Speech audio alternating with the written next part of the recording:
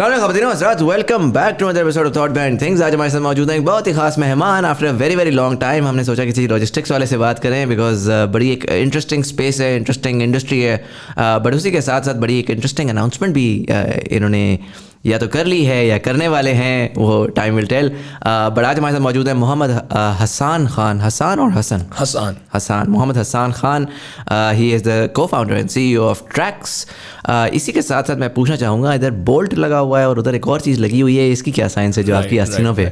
सो ये we love to flaunt our products. ये हमारे वो टेक प्रोडक्ट्स हैं, राइट, जो हमने खुद इन हाउस बनाए हैं, जिससे हम अपने राइडर्स को मैनेज करते हैं। So bolt is our rider fleet available on android store, right, और ये हमारा वेयर हाउसिंग मैनेजमेंट सिस्टम और delivery management system. Very cool, very we love to wear them, flaunt them, so that's जबरदस्त।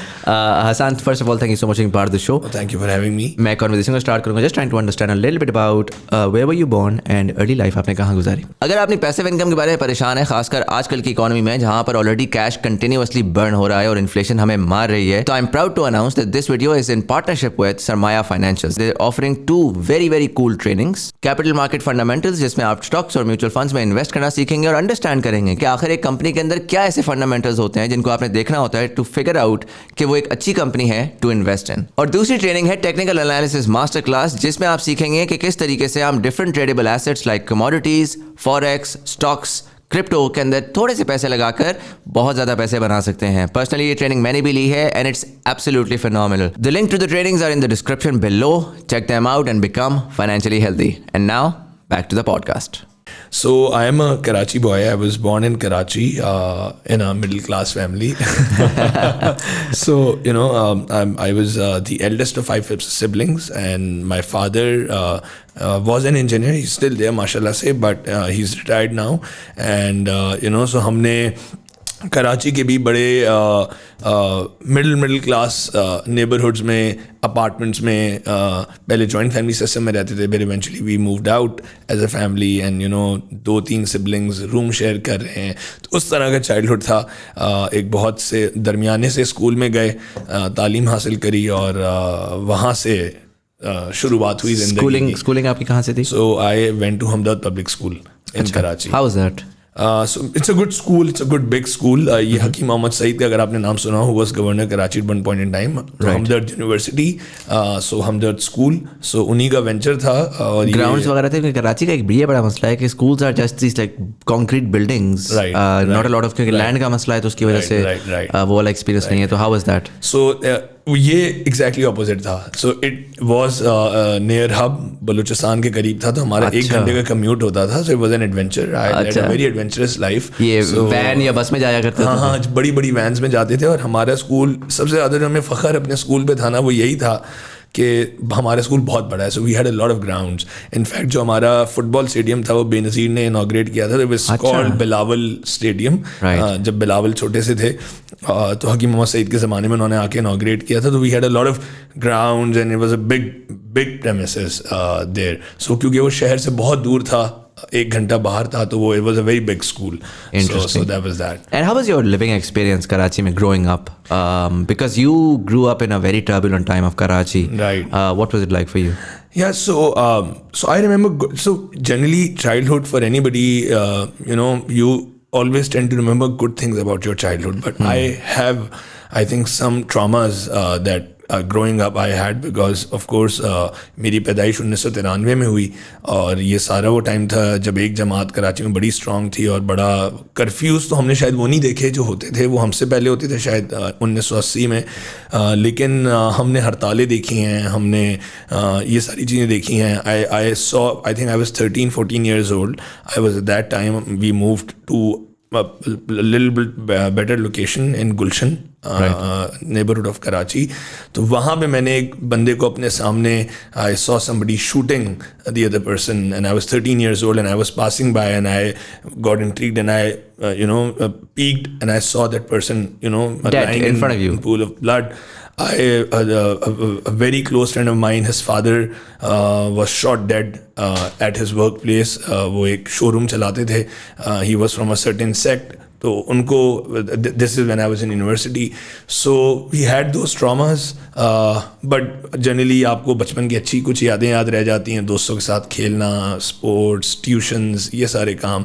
तो so it was a mix of थोड़ा सा tangent है, I'm sorry, but it is interesting that you mentioned.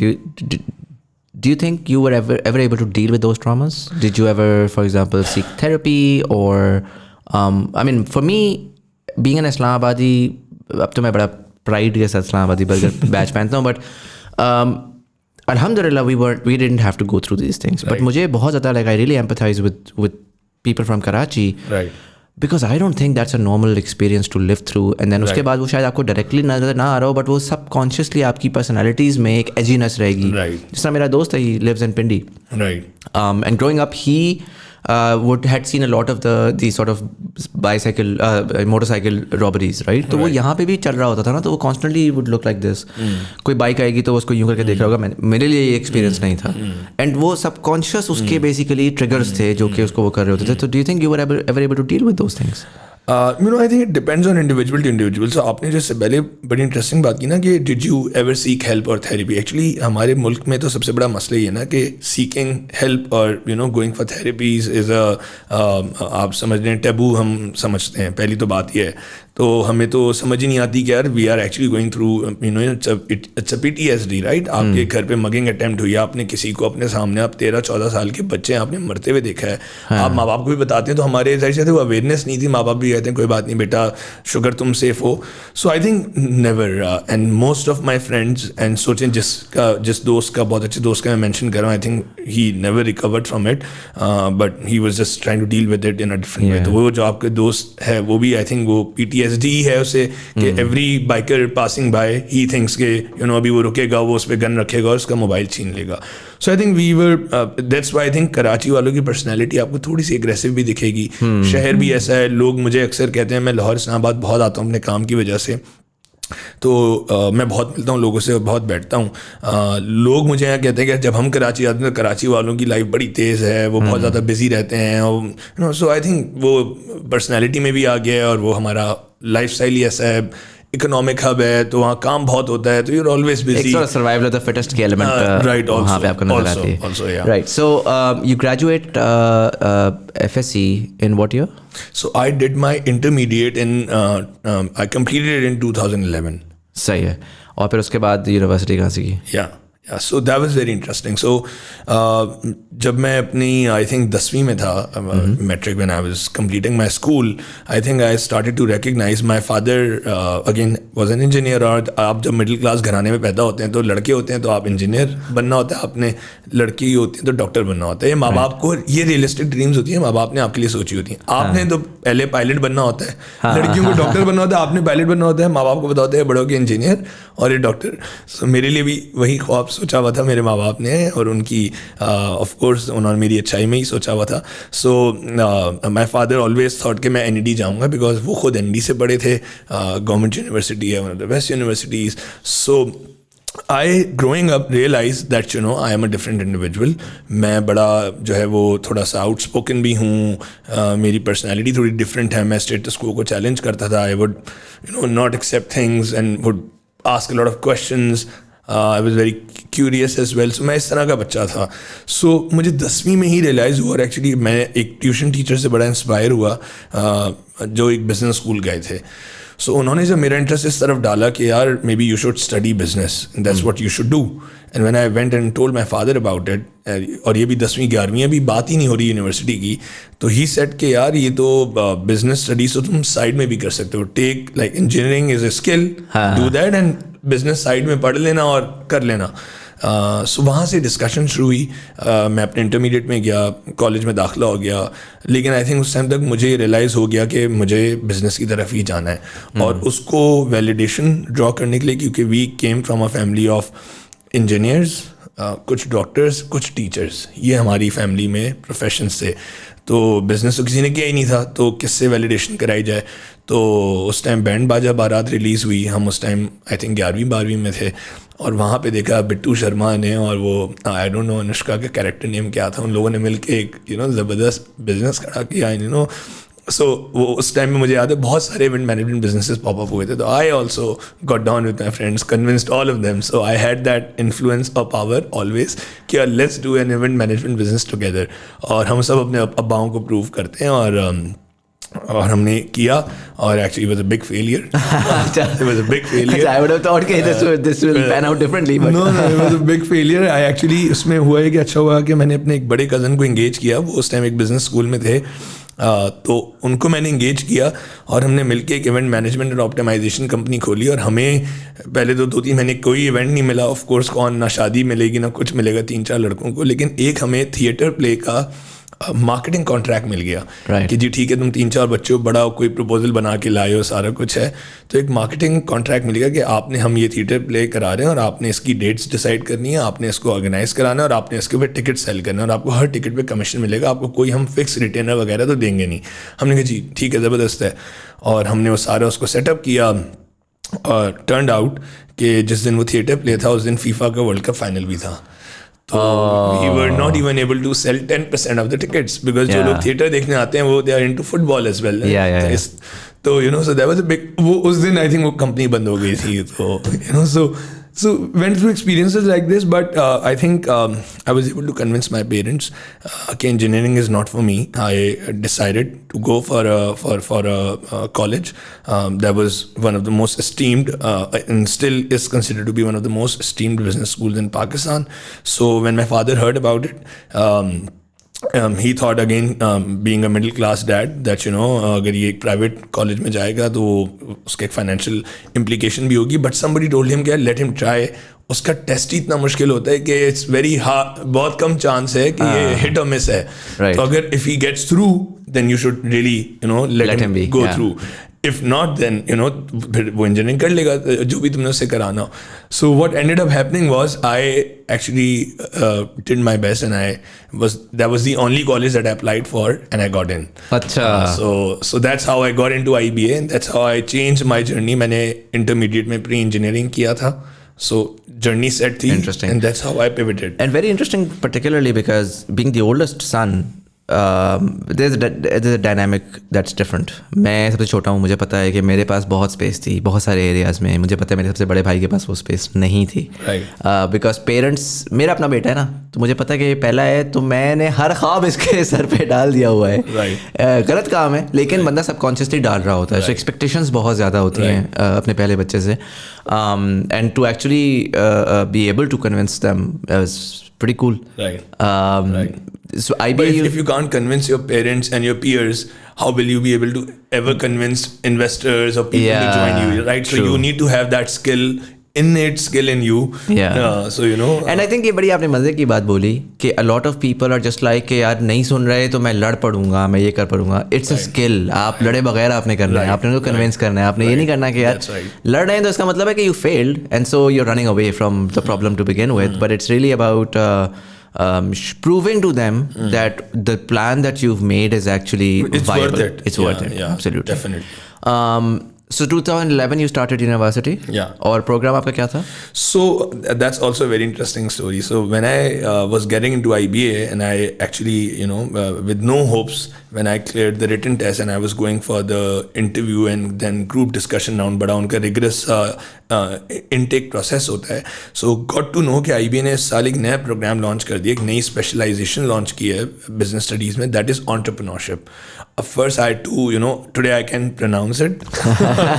उस time 2011 में, आज से 12 साल पहले, तो you've never even heard of it. So you googled it, क्या है, तो उसकी स्पेलिंग भी नहीं आती थी, तो पता लगा ये अपना कुछ जिद्दत करने को, कुछ नया करने को, कुछ इनोवेट करने को, ये अपना कारोबार करने को कहते हैं. सो IB इसमें स्पेशलाइजेशन करा रहा है अंडर ग्रेड में, BBA इन एंटरप्रेन्योरशिप लॉन्च हुआ है. सो आई वाज लाइक यार maybe this sounds like something for me. But then when I spoke to my friends again, cousins, people who were from my same circle as me, तो मैं बोला यार तुम entrepreneurship कर तो लोगे लेकिन तुम्हारे पास तो पीछे कोई फैमिली बैकग्राउंड नहीं है, ना कोई पैसा है, ना कुछ है, तो तुमने BBA एंटरप्रेन्योरशिप की डिग्री की और बिजनेस नहीं कर सके तो तुम जॉब लेने कैसे जाओगे? और क्या होगा तुम्हारा, और तुम तो फिर IBA जाने के बाद भी फेलियर हो जाओगे. And I think my dad echoed the same sentiment. So I was like, नहीं यार, but this is what I really want to do. You know, मैंने देखो IB में जाने से पहले एक इवेंट मैनेजमेंट कंपनी खोलने की तो कोशिश की ना. So you know, so I ended up getting into the BBA entrepreneurship program. I think that was one of the first degree programs in entrepreneurship that was launched in Pakistan. So yeah. And how was that program? कितना different था? क्योंकि it is essentially होता है ना कई बार BBA marketing, BBA this, BBA that. So I'm assuming core तो same ही होगा, sort of electives में up and down हो रहा होगा. तो how was that program? Right. So I think start में तो it was very different. So उन्होंने start ही ऐसे किया था क्योंकि ये affiliated था with Babson College of Entrepreneurship, which is the #1 entrepreneurship college in the world. ये Boston में है, very close to Harvard and MIT. और Babson ने पूरा इनको प्रोग्राम क्यूरेट करा के IB की फैकल्टी को ट्रेन करके प्रोग्राम बना के दिया था.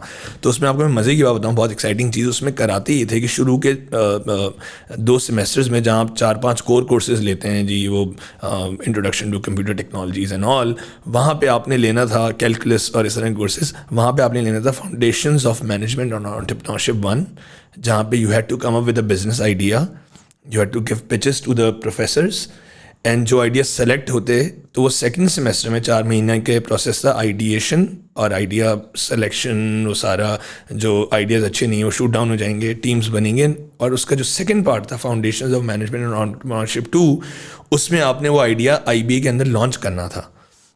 सो IBA would give you seed money, small amount of money. It was supposed to be done within IBA premises, so you set up a cafe, you set up something, but you actually, you know, so वो बड़ा practical learning थी उसमें. So in that way, और ये in the very start उन्होंने कर दिया कि आगे आप जो भी courses लेंगे, आप you'll always tie back to your original experience. Right. So you will go through that, and then you can take electives and entrepreneurships, and you can take social entrepreneurship के लोग क्यों NGOs बनाते हैं, लोग ये काम क्यों करते हैं. You can take other, you know, legal courses around entrepreneurship. तो उन्होंने कुछ कोर्सेज डिज़ाइन किए थे. दैट प्रोग्राम अब now if I speak about it 12 years later, so वो कोई बहुत बड़ा सक्सेस नहीं रहा. IBA ने उसको अब इतना रिगरसली फॉलो नहीं किया. वो जो एंटरप्रेन्योरशिप प्रोग्राम था, जो डिग्री प्रोग्राम था 4 साल पे जो उन्होंने कराना था, तो वो ज़्यादा डिप्लोमा और शॉर्ट प्रोग्राम्स की तरफ वो ज़्यादा IBA का फोकस चला. क्या वजह है? What do you think? Do you think they were too early in the game? I think yes, one.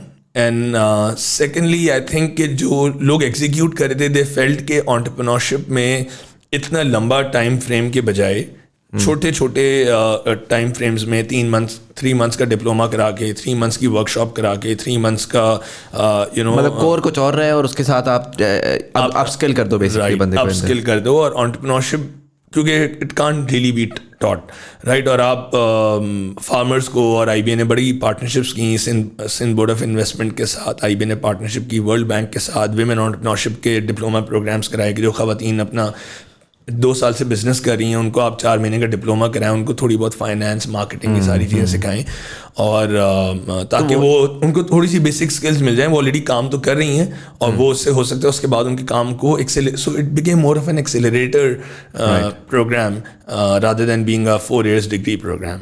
I thought उसकी भी अपनी वैल्यू थी. बट आपके साथ कितने लोगों ने लिया था वो? आई थिंक मेरे साथ उस टाइम जो बैच था वो 40 लोगों का था. And if you were to look back and see where a lot of them are now, so I think what are they doing? I think because most of them were from family business backgrounds, so they are in their family businesses, but a lot of people who are not from family business backgrounds, they ended up 95% of them ended up doing jobs. अच्छा. So yeah, so जो family business के बच्चे आए उसमें, उन्होंने इसलिए कि उनको तो पता था कि हमने ग्रेजुएट करना है और हमने करनी family business है, तो entrepreneurship पढ़ते हैं और फिर अपने family business को हम कुछ चेंज करेंगे. Do you think कि वो impact आया था उनके, जब वो लौट गया और अपने family business में enter हुआ, तो were they able to upgrade their or diversify their family businesses?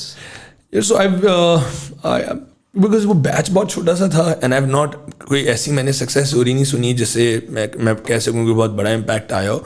IB की जनरल पॉपुलेशन, उसके अलावा जो लोग रेगुलर BBA प्रोग्राम्स भी करते हैं, उनमें बहुत सारे लोग जाके अपना फैमिली बिजनेस ज्वाइन करते हैं, तो वो बड़े काम कर लेते हैं या वो स्टार्टअप्स कर लेते हैं. तो you don't need entrepreneurship program का ठप्पा. एंटरप्रेन्योरशिप तो कोई भी कर सकता है, पहली बात. दूसरी बात ये कि आई थिंक कि यू नो वक्त भी आप देखें ना, ये बात मैं आपसे कर रहा हूँ 2011-12 की. मैं ग्रेजुएट हो गया था क्योंकि फिर मुझे IBA ने बैप्सन कॉलेज भी भेजा था फुली फंडेड स्कॉलरशिप पे. अच्छा, सो व्हाट वाज दैट? सो मैं जब अपने आई थिंक सेकंड या थर्ड ईयर में था, 4-5 सेमेस्टर्स कर चुका था, तो बेप्सन ने IBA को बोला कि भाई हम एक एक्सचेंज प्रोग्राम करते हैं, हम तो बच्चे नहीं भेज रहे बिकॉज जो पाकिस्तान में हो रहा है, बट आप वन वे एक्सचेंज प्रोग्राम कर लेते हैं. So Irshad Hussain used to be at the helm of affairs, so he of course with him there, उनके वेट की वजह से I think we had a lot of international linkages. तो उन 3 बच्चे उस साल सेलेक्ट हुए थे जिसमें एक का वीज़ा रिजेक्ट हो गया था. 2 ended up going there at बेप्सन कॉलेज. और बेप्सन ने 3 महीने हमें अगेन एक masters of management and entrepreneurship certificate programme कराया, जिसमें एंटरप्रेन्योरियल मार्केटिंग, एंटरप्रेन्योरियल फाइनेंस, इस तरह के कोर्सेज कराए. And this was during your degree program? This was during my degree program. So Did that count as a semester? Yeah, so वो courses count हो गए थे क्योंकि 3 या 4 ही courses थे, तो वो semester तो is comprises of 6 courses generally. But आप यकीन करें, I'm saying this on record and IBA might get offended people folks at IBA, but वो 3 या 4 महीने मेरे बेप्सन में जो थे ना, वो it was better than my entire undergrad and postgrad which I eventually did from IBA. Right. Those 4 months over there. Really? With those American professors. Why?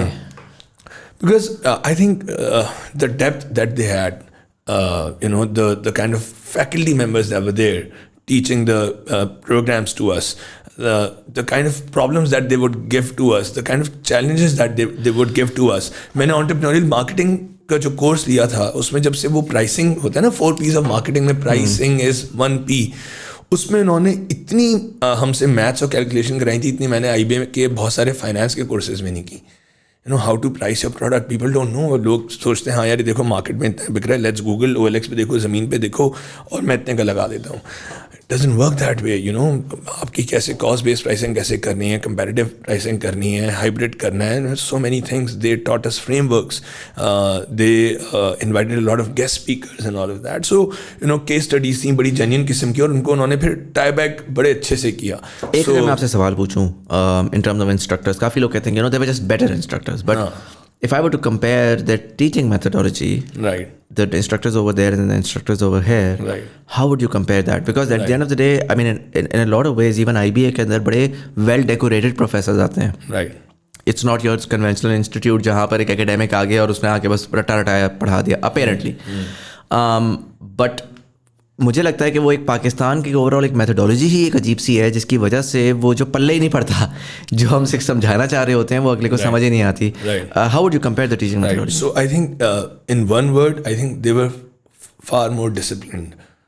First, the instructors there were far more disciplined and they were very equipped also. देखें, US is the number 1 country in the world, right? It's the land of opportunities. It is the country जहाँ पे दुनिया की unicorns, दुनिया जो कुछ शुरू होता है वो वहाँ से शुरू होता है. सिलिकॉन वैली बनी तो पूरा हमने सीखा कि एंटरप्रेन्योरशिप क्या होती है, VC सिस्टम, सारा कुछ.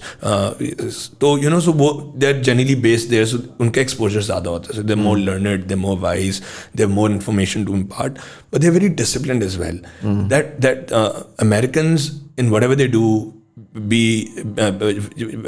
वो एथलीट्स बने, वो स्पोर्ट्स करें, वो टीचिंग करें, वो स्टूडेंट्स हों, वो मुझे लगता है बहुत डिसिप्लिन्ड होते हैं. और देखें, हर कौम में हर तरह के लोग होते हैं, तो एक तो वो बहुत डिसिप्लिन्ड थे. दूसरी बात ये कि they would make learning very interesting and connected back to so whatever you're learning. If you're learning entrepreneurial finance, if you're learning entrepreneurial leadership, in IBA we did during my undergrad 48 courses. Half of them would not even make sense to me, because if I'm doing a course on organizational culture and I've never been in an organization, how would an organizational culture course or content make sense to me? Yeah. Right? Context ही नहीं है, real world examples ही नहीं है. Right. So, so they would do a lot of that. Take us to companies, invite guest speakers. And then, the best thing was that they were actually also entrepreneurs. Most of them were entrepreneurs teaching entrepreneurship. So, क्योंकि वहाँ पे देखिए वो system develop हो चुका था. IBA was one of the first ones to try and do that. Entrepreneurs तो थे ही नहीं. हम निकले तो कुछ थोड़ा हमने किया, और अब पाकिस्तान में लोग हैं जो कि कर सकते हैं. सो वहाँ तो वो तो हमसे 20-30 साल आगे थे ना. मैंने 2014 में जब वहाँ ऊबर यूज़ की थी, पहले दिन मैंने टैक्सी की तो मेरी तो हालत ख़राब हो गई. फिर मुझे किसी ने बताया कि there is a app that you can download on your iPhone. So मैंने वो ऊबर करी तो it was 1/3 the price, and I never went back to. it was right there, right? It's magic. Value was right there in the product. Yeah. So Uber मैंने वहाँ use की थी. पाकिस्तान में उस टाइम कोई सोच ही नहीं सकता था कि मोबाइल फ़ोन से आप टैक्सी बुला सकते हैं. So they have always been, I think, so आप पाकिस्तान से निकल के आप 4 महीने गए, 10 साल आगे, और आप फिर वापस आ गए. So that's what happened. You can't compete with that, Yeah. of course. So you graduated in 2015. 14-15 because बेप्सन चला गया था, सो मैं थोड़ा सा जल्दी ग्रेजुएट हो गया था. सो हुआ ये कि जब मैं बेप्सन और ड्यूरिंग IBA, मैंने आपको बताया IBA से पहले मैंने एक इनिशिएटिव लिया. सो आई वाज ऑलवेज समबडी. जब समर्स होते थे, 3 महीने की छुट्टी हुई, फिर कोई नया आइडिया आ गया यार, वो बच्चों के जब स्कूल सेशन शुरू होते हैं तो माँ बाप की लाइन लगी हुई होती है स्टेशनरी शॉप्स के बाहर बुक्स के लिए, तो यार कोर्स बुक्स की होम डिलीवरी शुरू कर दो. सो ये IBA के पहले समर्स में आइडिया आ गया. सो एक दोस्त को मिला ऐसा, उसने बोला हाँ it's a good idea, let's work together. या कोई इस तरह का सर्विस शुरू करते हैं. तो ऑक्सफोर्ड यूनिवर्सिटी प्रेस और इस तरह के पब्लिशर्स के ऑफिस बगैर, अब कोई रेफरेंस ही नहीं है. वहाँ गए, रिसेप्शन में बात की कि देखें हम एक ऑनलाइन पेज बनाना चाहते हैं जहाँ हम आपकी बुक्स लोगों के घरों पे पहुँचा दें. लोग इतना परेशान होते हैं, डिस्ट्रीब्यूशन ही नहीं पाती. उन्होंने वहीं से भगा दिया कि आप अभी हमारे ऐसे कोई डिपार्टमेंट नहीं है जिससे आप मिल सकें. सो इस तरह के I kept on experimenting. Or when I went to Babson and when I came back, I think that just changed my entire perspective on what can be done and what's happening in Pakistan. It was around the same time, Muzammil, 2013-14 का ये वो वक्त था जब एक German company rocket internet ने पाकिस्तान में कई सारे ई-कॉमर्स वेंचर्स लॉन्च किए थे. End of course they must have done their research कि अरे 5वां बड़ा मुल्क है दुनिया का, पता नहीं क्या हो रहा है यहाँ पे. और 60% यूथ हैं यहाँ पे, यंग लोग हैं. अभी 3G 4G नहीं लॉन्च हुआ बट हो जाएगा. तो तो यहाँ पे ई-कॉमर्स होगा उस टाइम. तो पता नहीं ई-कॉमर्स शायद 0.001% होगा उस टाइम. 1-2 ही पोर्टल से, होम शॉपिंग, शॉप हाइव, इस तरह के कुछ जो अर्ली स्टेज ई-कॉमर्स एंटरप्रेन्योर्स थे. तो जब ये मैंने वापस आके देखा और ऊबर वहाँ यूज़ करी और वहाँ पे जब मैंने टेक्नोलॉजी से इंटरेक्ट किया और वो सारा लर्निंग ली जो मुझे वहाँ मिली एंटरप्रेन्योरशिप की, तो I came back and I said I want to do something around the digital ecosystem in Pakistan. I want to play my role. So that's where the juices started flowing in my brain and I started researching around e-commerce. Again the same idea कि यार सुबह जब छोटी छोटी problems जो आप खुद face करते हैं ना, प्रॉब्लम्स वही आप जनरलाइज करते हैं कि ये पॉपुलेशन ही प्रॉब्लम फेस करी. यार अब्बा सुबह स्कूल चले जाते हैं, मिडिल क्लास फैमिली से, अम्मी बेचारी घर पे होती हैं, हम सारे बच्चे स्कूल या यूनिवर्सिटी चले जाते थे, तो अम्मी को बड़ी परेशानी होती थी, घर पे कोई हाउस हेल्प तो होती नहीं थी. तो सो एक सर्विस शुरू करते हैं जब घर की ख़वातीन को अगर कुछ मंगवाना हो तो फ़ौरन उनको डिलीवरी हो जाए. सो क्विक कॉमर्स को उस टाइम हम सोच रहे थे. तो सोचा लेकिन यार इसके लिए तो बहुत पैसा चाहिए, नीड इन्वेंट्री, या you partner up with a grocery store, but grocery stores वाले are not very forthcoming. So सोचते अराउंड के कोर्स बुक्स डिलीवर करें कि ग्रोसरी डिलीवर करें, करते करते we stumbled upon this gold mine of logistics.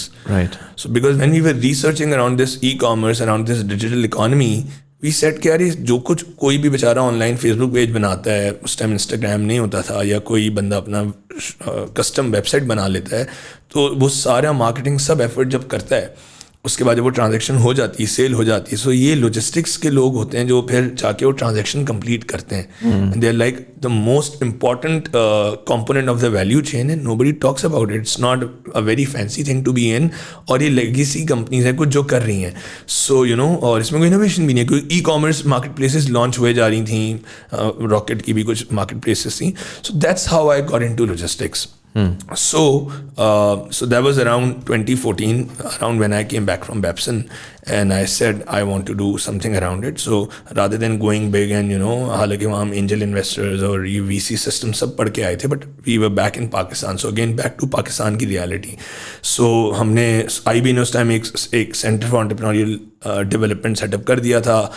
Incubation की जगह थी वहाँ पे जो खाली पड़ी होती थी, किसी के पास कोई आइडिया नहीं होता था.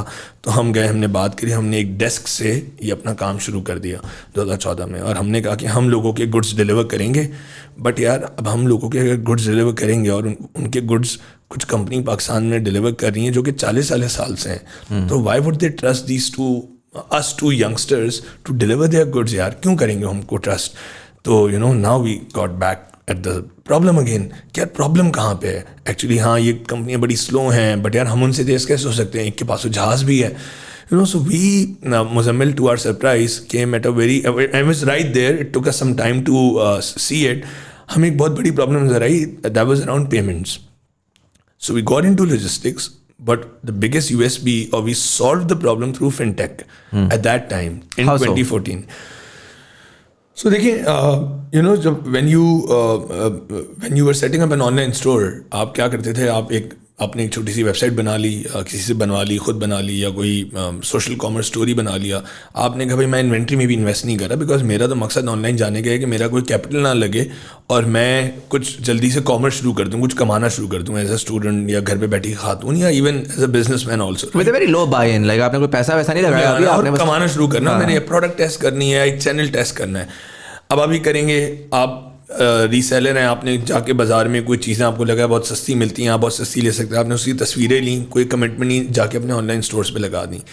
अब यहाँ पे आपको ऑर्डर्स भी आने शुरू हो गए, ऐसा हुआ है लोगों के साथ। बट हुआ क्या है एंड में कि जी जब वो उन्होंने डिलीवरी शुरू करी पाकिस्तान में, तो लेगेसी कंपनीज ने क्या किया, because of their systems and they took advantage of the situation of because of the monopoly as well, because again logistics में बहुत ज़्यादा प्लेयर्स थे ही नहीं जब मैं आया स्पेशली।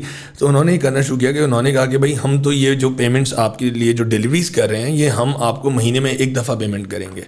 तो आप सेल करते रहेंगे, आप प्रोक्योर करते रहेंगे एज अ स्मॉल सेलर, तो may be you putting in your cash and procuring, you not even getting in non credit. तो आप जाके आप दिन के 10 प्रोडक्ट बेचते हैं अपने ऑनलाइन स्टोर पे, हर प्रोडक्ट 2000 रुपये के, तो 20,000 रुपये दिन के हो गए। 30 दिन बाद आपको पैसे मिल रहे हैं, तो आपका 6 लाख रुपये अगर फंसा हुआ है, तो आपने सोचा कि जी मैं बगैर पैसे के एक बिजनेस शुरू करूँगा, कम पैसे से शुरू करूँगा, तो 6 लाख रुपये सिर्फ आपको वर्किंग कैपिटल में चाहिए, क्योंकि वो फंसे हुए हैं, वो स्टक है। जब आपको 6 लाख रुपये मिलेंगे तो आपके फिर अगले महीने के पैसे स्टक होंगे। सो आई सॉ दैट। इसके अंदर मैं आपको पॉज करूँ, was it true that a lot of these companies were actually putting this money in, मतलब फ्लोट पे कमा रही थी? So, you know, yeah, were they just dumb and inefficient? So because I don't know for a fact, so I can't say it. Right. But you know, जब आपके पास free cash flow हो, आपके पास interest free line हो, you know, e commerce sellers का पैसा बढ़ा हुआ है, आ रहा है, या तो आप उसे अपने बिजनेस में लगा दें, या आप उसको बैंक में रख के इंटरेस्ट कमा लें, it's on you. But nobody thought कि ये एक स्टेटस को है and it should be challenged. That's a big problem, right? Nobody saw that as a problem. I was lucky enough that I saw it as a problem. I was like, why is it happening this way? अगर आज मैंने चीज़ बेची है, पेशावर में delivery हो गई है, पाकिस्तान का बैंकिंग सिस्टम हम बड़ा उसको बुरा भला कहते हैं, फिनटेक्स पे आज भी बात होती है तो बुरा भला कहा जाता है, बट IBFT 2014 में बॉस लॉन्च हो चुकी थी, तो पेशावर में भी डिलीवरी हुई है, राइडर एंड डिलीवरी की, तो 1 महीना तो नहीं लगेगा कराची में मुझे एज अ मर्चेंट पैसा मिलने में.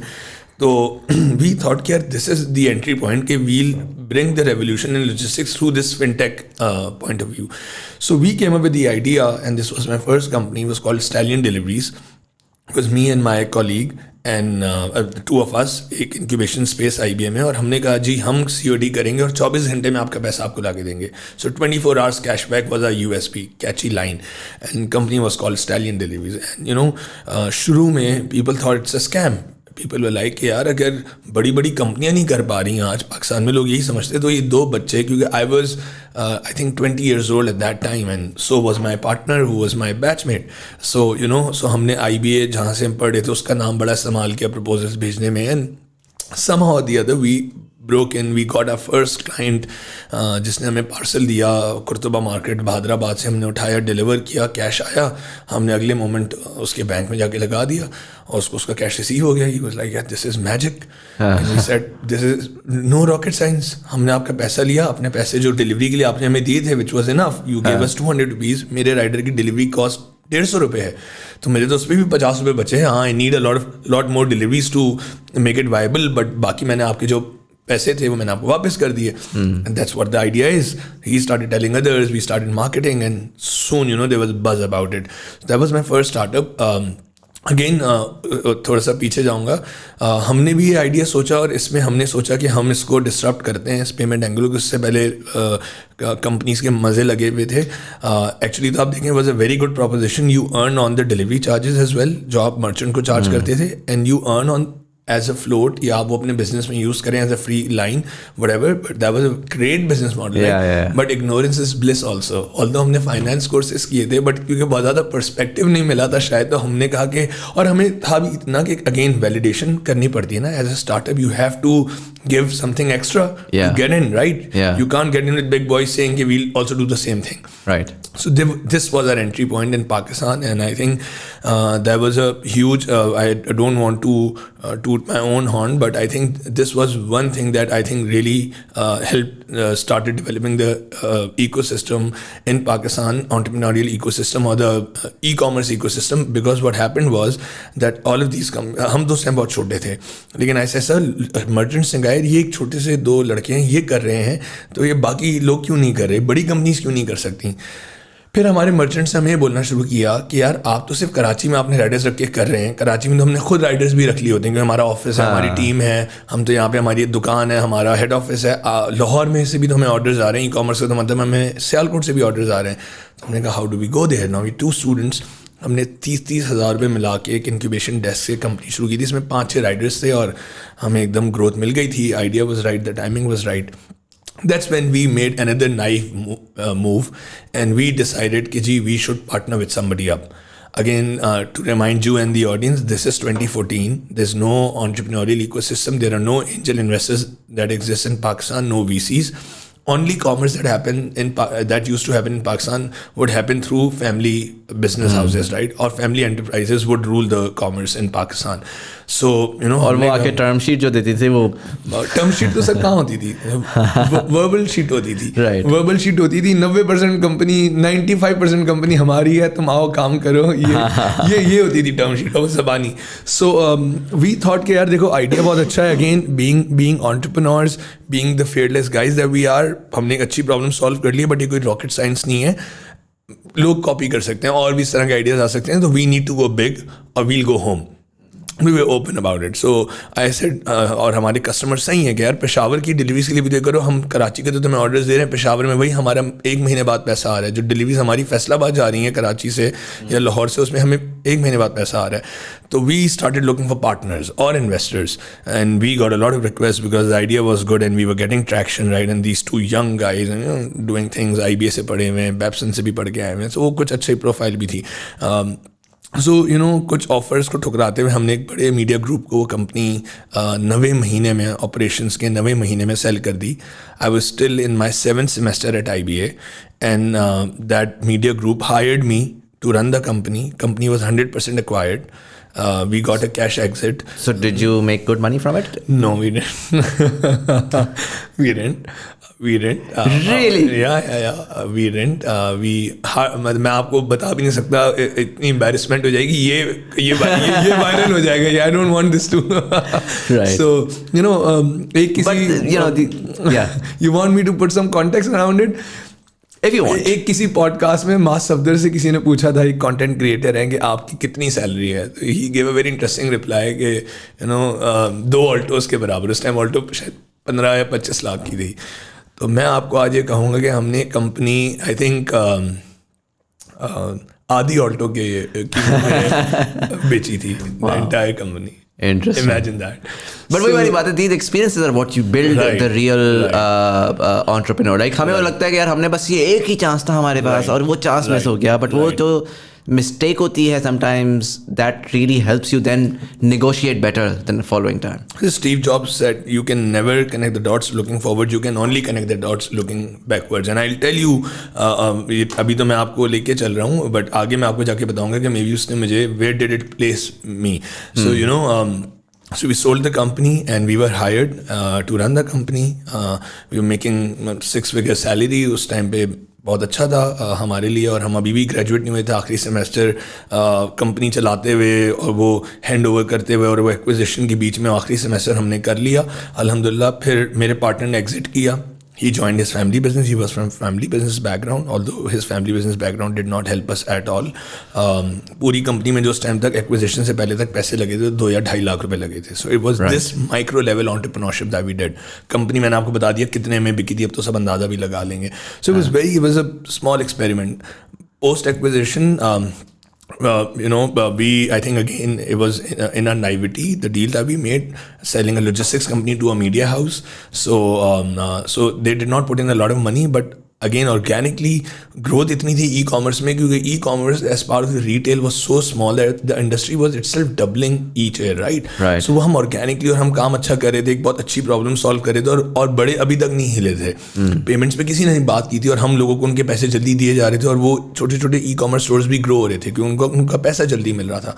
सो within few months time the company grew to started delivering in 60 cities across Pakistan just through the in-kind support of the media house that acquired it. Or we started doing 600 orders a day. We started serving daraz. We started serving clients like Sana Safina. So just to understand, like for contextualize this for me. देखिए, मैंने जब अगर एक आम आदमी की तरह मैं देखूं, ये तो मुझे समझ आ गई कि आपने 4 राइडर हायर किया, आपने जो है वो जी उठा के उसको वो करना शुरू कर दिया, डिलीवर करना शुरू कर दिया लोकली। जब मैं कहता हूँ कि यार मैंने वही पैकेज को अब पार्सल को मूव कराना है लाहौर, तो एक्चुअल में हो क्या रहा था? पैसा वो पार्सल वहाँ कराची से लाहौर किस तरह जाए? चलो मैंने ये भी कह दिया कि लाहौर में भी मैंने 4 बंदा हायर कर लिया, that part is easy. But in terms of 2 चीज़ें, सो फर्स्ट ऑफ ऑल कि how are you moving it cross country, second how now एक होता है ना स्टार्ट में कि यार मैं 24 घंटे तो बड़ा उस टाइम के लिए तो बहुत ही करेजस था बट चलो मैं 72 आवर्स या 96 आवर्स टाइप का भी कोई वो देता हूँ सॉर्ट ऑफ प्रॉमिस। एक ऑर्डर करना और 100 ऑर्डर करने में ज़मीन आसमान का फर्क है। एक ऑर्डर करना 2,500 रुपया लिया, जाके बैंक में जाके जमा करा दिया, राइडर मेरा वैसे फारेगा पूरे दिन, कोई इसने डिलीवरी तो करनी कोई नहीं है। जब 100 ऑर्डर्स आ रहे हैं और उसमें पूरा एक लेजर मेंटेन हो रहा है कि यार ये इतने पैसे उसके थे, इतने पैसे उसके थे, इतने पैसे, तो कोई बैंक में भी आप जाएंगे ना तो आपको हर बंदे के अकाउंट में 10 बैंक जाना पड़ेगा। So now there is a requirement for a tech stack, there is a requirement for efficiency. यहाँ पर जो स्केल जैसे जैसे बढ़ रहा है वहाँ processes are very very important because that is where the real money is going to begin to be made, right? So what did you do really in those areas? Such a good question. So because you understand it so well, so I'm glad that you asked it. So देखिए शुरू में तो वही again ignorance is a bliss. In fact मेरे father in law ने, जो मेरे बड़े सपोर्टर भी रहे हैं सारी जर्नी में, उन्होंने मुझे शुरू में कहा भी था, उस टाइम वो फादर इन लॉ नहीं थे, उस टाइम वो मेरी दोस्त के अब्बा थे सो उन्होंने मुझे कहा भी था कि यार तुम IBA से तुम लोगों ने पढ़ा और तुम्हें सिखाया होगा IBA वालों ने कि जब बिजनेस करो तो पूरी रिसर्च करो, मार्केट इंसाइट। तुम लोगों ने बस एक हंच पे काम किया और अगर तुम लोग शायद पूरी इस लॉजिस्टिक्स पे रिसर्च करते तो you would have never gotten into it. ये तो वही इग्नोरेंस में तुम बस घुस गए और बहादुरी में घुस गए और तुम लोगों ने फिर जैसे यू से ना कि I jump off the cliff and then you build the chute, तैरना सीखेंगे उसके बाद। हाँ जी। सो वो हुआ यही कि देखिए शुरू में तो अगेन मैं उसके मोड्स बता देता हूँ। शुरू किया था सिर्फ कराची ऑपरेशंस था कि भाई कराची में हम कुछ बॉयज़ हैं और हमने एक COD company, e commerce logistics company खोल दी है और कोई भी ऑनलाइन स्टोर हमारा कस्टमर था। So we were a B2B company, online stores को टारगेट कर रहे थे और उनको कह रहे थे कि अगर आप ऑनलाइन सेल कर रहे हैं तो हम आएंगे आपसे, आपकी प्रोडक्ट उठाएंगे, आपके कस्टमर को डिलीवर करेंगे और 24 घंटे के अंदर आपका पैसा आपको ला के दे देंगे। ये हमारी सिंपल पिच थी। अब कराची में तो बड़ा आसान था, हम KFC के राइडर हायर कर रहे थे, मैकडोनल्ड्स के राइडर हायर कर रहे थे, OLX पे, रोज़ी पे ऐड लगा रहे थे, बंदे हायर कर रहे थे, काम हो रहा था। और आप बिल्कुल सही कह रहे हैं। और इस तरह के कई फेजेस हैं जो मुझे याद हैं, कई छोटी छोटी स्टोरीज़ हैं जहाँ पे 15 ऑर्डर्स ऑफिस में जमा हो गए। आज हम million orders a month deliver करते हैं। मेरी करंट ऑर्गेनाइजेशन में ट्रैक्स में मेरे ऑफिस में 15 ऑर्डर जमा हो जाते थे ना, तो हमें समझ नहीं आता था क्या करना है। और शुरू में तो कैश डिपॉजिट भी जो आपने बात करी एग्जैक्टली ऑन पॉइंट, जब 10-12 एक क्लाइंट के लिए तो कर दिया, वो बड़ा ज़बरदस्त रन हो गया, उसको भी बड़ा मज़ा आ गया। लेकिन अब जब 15 क्लाइंट्स आ गए वो देखते हुए, तो यकीन करें वो वक्त भी आए कि वो जी खुद मैं और मेरा पार्टनर, हम इब्राहिम जो मेरा पार्टनर था, वो द को फाउंडर ऑल्सो, हम खुद कैश लेके बैंक्स में जा रहे हैं डिपॉजिट करने। So that also happened. अच्छा, बट वी आर ऑल्सो, क्योंकि पार्ट ऑफ द कम्युनिटी, हम एक इंक्यूबेशन स्पेस में थे, तो वहाँ पे एक छोटी सी ये कम्युनिटी का कुछ एस्पेक्ट होता है। फिर IBA की सपोर्ट रही, अलुमनाई की सपोर्ट रही, तो हम we also knew we were smart how to leverage our network, bird in hand होता है ना भाई, किससे क्या काम करवाना है। तो वहाँ पे हमारे एक फेलो इंक्यूबेटी कंपनी थी जो हमारे साथ उन्होंने सॉफ्टवेयर बिजनेस शुरू किया था। उनको हमने बोला यार हमारे पास ज़्यादा पैसे तो नहीं है, अपनी जेब से चला रहे हैं और अभी इतना रेवेन्यू नहीं आ रहा, तो 25,000 रुपये लो और पहले हमारा सिस्टम लिख दो ताकि हम ये सारी चीज़ डॉक्यूमेंट कर सकें।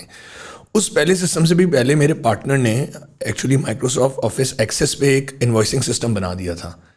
अच्छा। So हमने एक सर रूडिमेंट्री डेटाबेस सिस्टम है क्या आपने? हाँ, सो उसने खुद वो डेटाबेस सिस्टम बनाया, उससे हम मैनुअली इन्वॉइसिंग करते थे।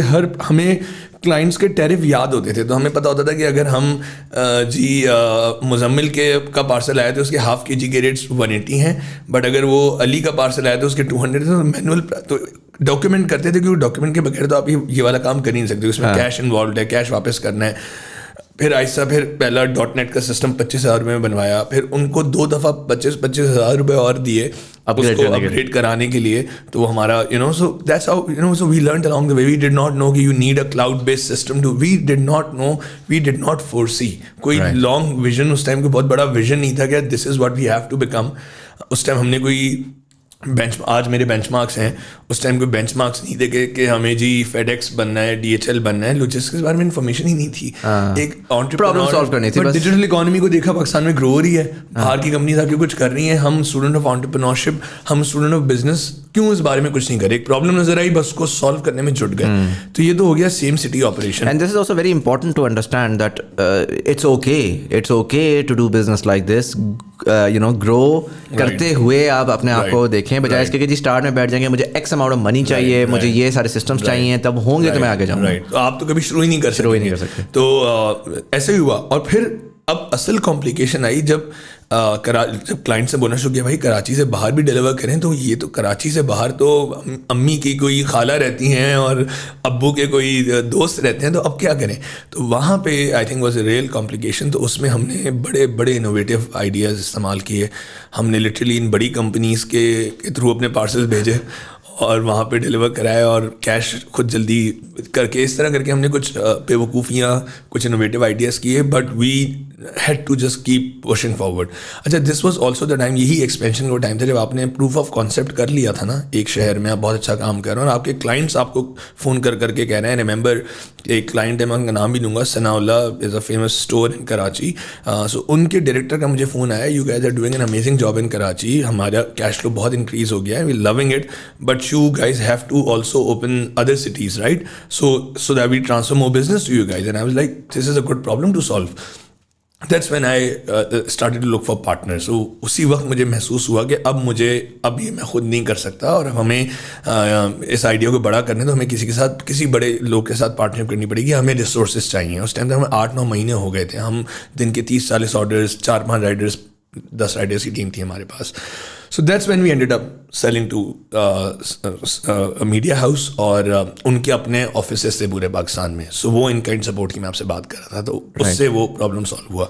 वो कनेक्टिविटी कैसे करते थे हम? बाय एयर, डोमेस्टिक कार्गो के थ्रू, फ्लाइट में जो स्पेसेस अवेलेबल होती हैं उसके थ्रू कार्गो भेज दिया करते थे। हम बसेस और ट्रेन्स को भी यूज़ करते थे। और उस टाइम हमें ये रियलाइज़ हुआ और पता लगा कि पाकिस्तान का जो लॉजिस्टिक्स इकोसिस्टम है वो कितना ब्रोकन है, एविएशन से लेके रेल से लेके रोड तक। तो उसको सारा कुछ किया। How was your experience with rail? Because दुनिया भर में ना कार्गो, लोग कहते हैं ट्रेनें लगाओ ताकि हमारे पैसेंजर जैसे चले, दुनिया भर में रेल चलती है कार्गो के खाते में। और जब आपकी वो रेल कार्गो करना शुरू करते हैं तो आप एकदम से बिजनेस बिकम्स वो, लेकिन पाकिस्तान में तो कोई कॉन्सेप्ट ही नहीं है रेल कार्गो। सो हमने आई थिंक रेल सबसे कम यूज़ की होगी और सबसे ज़्यादा रोड यूज़ की है। पाकिस्तान में तो होता है ना रोड पे ही। सो रेल हमने सबसे कम यूज़ किया। और हमारे तो I think let's not delve into politics, but हमारे तो रेलवे मिनिस्टर्स वो रहे जिनके stakes I think road transport में है अनफॉर्चुनेटली। तो हमारा रेल था, सब कुछ था, बट देखिए we were the focal company. We would come to Muzammil Hasan online store और we would go to Khaadis of the world and उनकी हम शिपमेंट्स पिक कर रहे हैं। अब उनको नहीं पता कि पीछे इनकी तो अपनी गाड़ियाँ नहीं चल रही हैं, अपने जहाज़ नहीं उड़े, because we were a startup, right? तो अगर हम रेल को जिसको भी यूज़ कर रहे हैं, अगर उनकी कोई इनएफिशिएंसी है तो वो that will reflect badly on our part, right? तो system was there, they were very cheap, subsidized, yes सब कुछ था, बट कोई सिस्टम नहीं, कोई ट्रैकिंग नहीं। आपने कोई किसी खाड़ी का 5-5 हज़ार के 100 पार्सल्स का कोई सैक बैग वहाँ दिया जो लाहौर जा रहा था और वो किसी ने चोरी कर लिया तो वो चोरी हो गया, no claim, nothing. So it was like that and I think even aviation was similar. But you as a startup, you can't buy off an airplane. You can't have a truck doing a run from Karachi to Lahore. So मैं वहाँ से ये शुरू किया और मैं बताना ही चाहता हूँ ताकि we connect back. आज हम अल्लाह का शुक्र है पूरे पाकिस्तान में 37 ट्रक चलाते हैं. तो हम कोयटा से लेके आप लोग के अपने हमारे अपने कोयटा से लेके एबटाबाद तक हमारी अपनी गाड़ियाँ अपने उसमें मूव होती हैं. जहाज़ लेंगे कभी? हो सकता है वो भी शायद लेंगे. Inshallah. Do you think there are other logistic companies that are running planes? I know DHL does, but yeah. So two local companies, they have their own air operations. बीच में 3 हो गई थी जिन्होंने अपने एविएशन पाकिस्तान में जो है ना बहुत वीक है. तो हमारे पास अगर आप आज कोई इंपॉर्टेंट डॉक्यूमेंट भेजना चाहें तो आप कुरियर कंपनी पे तो आप ज़्यादा रिलाई नहीं कर सकते. आपने एक्सपीरियंस किया होगा, इवन बड़ों पे भी नहीं. तो आप इवन डोमेस्टिक जब एयरपोर्ट ही चले जाएँ और डोमेस्टिक कार्गो के थ्रू भी भेजने की कोशिश करेंगे तो आपको बड़ा प्रॉब्लम होगा, क्योंकि बहुत ज़्यादा फ़्लाइट्स भी हमारे पास डोमेस्टिक फ़्लाइट्स भी अवेलेबल नहीं है. तो बहुत ज़्यादा बेली स्पेस भी अवेलेबल नहीं होती. सो 3 कंपनीज हैं जिनका लोकल कराची लाहौर जहाज़ उड़ता है. उसको लोकल 3 का उड़ता था, एक ने बंद कर दिया because of the cost of operation. 2 चला रहे हैं और वो भी अभी काफ़ी स्ट्रगल कर रहे हैं उसमें. सो या right. So ये आपने कर लिया. Now you've come, you sold yourself out, and you've now, but what you were able to gain from that was that आपने उस मसल को इस्तेमाल करके आपने स्केल देखा वहाँ पे. ट्रू कि यार मैं अब आपने कहा 600 पार्सल्स पर डे 65 शहरों 65 टाउन और सिटीज़ में हम पहुँच गए और हम ये करना शुरू हो गए. और हुआ ये फिर कि I think with in a year और 2 आई रियलाइज्ड कि एक विजन का क्लैश है. बिकॉज जो जिन लोगों के साथ मैं काम कर रहा हूँ उनका विजन उस चीज़ को लेके कुछ और है और मेरा विजन कुछ और है. बिकॉज मैंने थ्रू रॉन्ग स्ट्रक्चर जो जिस तरह कंपनी सेल की, तो मैं मालिक भी शायद नहीं हूँ, मेरे पास कुछ स्वेट इक्विटी का ऑप्शन है. तो I decided to exit my first startup in 2016. That's when I joined, and that's when I actually, I was working on what to do next and thinking what to do next. And that's when I actually joined hands with another group called IBL. और उनके साथ मिलके IBL was a big conglomerate. They would do pharma manufacturing. CERD उनकी company थी. They would do Habit, Duncan, ये वाले सारे उनके रिटेल बिजनेसेस थे. डिस्ट्रीब्यूशन उनके वो प्री पार्टीशन करते आ रहे थे. तो वो भी बड़े इंटरेस्टेड थे. सारे लोकल ग्रुप्स इंटरेस्टेड थे कि यार ई कॉमर्स क्या चीज़ है, क्या भला है, उसमें कुछ करते हैं. वो वेंडिंग मशीन्स पाकिस्तान में लेकर आके सेटअप कर रहे थे. तो किसी ने मेरा उनसे तारुफ कराया. उस टाइम मेरा इरादा था कि मैं अब कोई ऑपरेशन और ये कंपनी से जब मैंने एग्जिट किया तो ये छोटी कंपनी जो मैंने शुरू की थी इंक्यूबेशन सेंटर से 100 लोग इसमें थे. और ये मैंने आपको और इस कंपनी का नाम क्या था? Stallion deliveries. ये चल रही है अभी?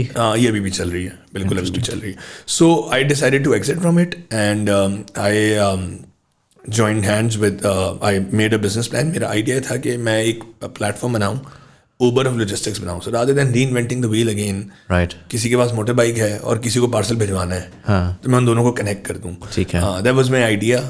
बट इसको लेते हुए मैं मिला जो मेरे करंट पार्टनर्स हैं, Asad Abdullah who is also my को फाउंडर. उनसे मैं मिला और वो उस टाइम एक ग्रोसरी प्लेटफॉर्म ऑनलाइन चला रहे थे और अपने फैमिली बिजनेस का पार्ट थे. तो मैं उनसे मिला और मैंने उनको जब अपनी स्टोरी सुनाई थी, लाइक यार it's an interesting story and we could have built something so big because हमारा डिस्ट्रीब्यूशन का इंफ्रास्ट्रक्चर इतना बड़ा है और ई कॉमर्स पाकिस्तान में ग्रो होगा. तो how about we do it on a bigger scale, right, this platform and this logistics e-commerce को ज़रूरत है कि logistics में investment आए, logistics grow हो. तो whatever your ideas were that did not see the light of the day, let's do it again. So hence Trax was born, which is my current startup in around 2016. 17 में हमने actually इसको launch किया था. 2017 में Trax को launch किया था. और just giving you a quick synopsis, 17 में launch किया again from scratch, but this time around I think I was a bit smart about it. So हमने budget बनाए, हमने pre-seed फंडिंग रेस की क्लोज टू $1 million बिकॉज एक track record बन गया था. सो उसी फैमिली ने कमिट की फंडिंग, इक्विटी वगैरह पे सारी चीज़ें एग्री हुई और वी डिसाइडेड कि हम IBL का जो इंफ्रास्ट्रक्चर था, डिस्ट्रीब्यूशन इंफ्रास्ट्रक्चर काफ़ी बड़ा था, तो हम उसको यूज़ करते हुए एक बड़ी कंपनी लॉन्च करेंगे. तो हमने 250 डेस्टिनेशंस के साथ ट्रैक्स लॉन्च किया फ्रॉम स्क्रैच अगेन. और 2017 से अभी कुछ 5-5.5 सालों में हम अब 1 million शिपमेंट्स अ मंथ करते हैं. Last year we did $100 million in GMV and $10 million हमारा इनकम थी, और हम हमारा टोटल अपना ट्रांसपोर्ट है, हमारे 700 डेस्टिनेशन जो हम कवर करते हैं, 2000 लोग हैं हमारी कंपनी में, and we do a lot more things, I discuss it in Okay, detail. पहले मुझे ये बताएं, right now what's the structure? So there's you and there's a co-founder, Right.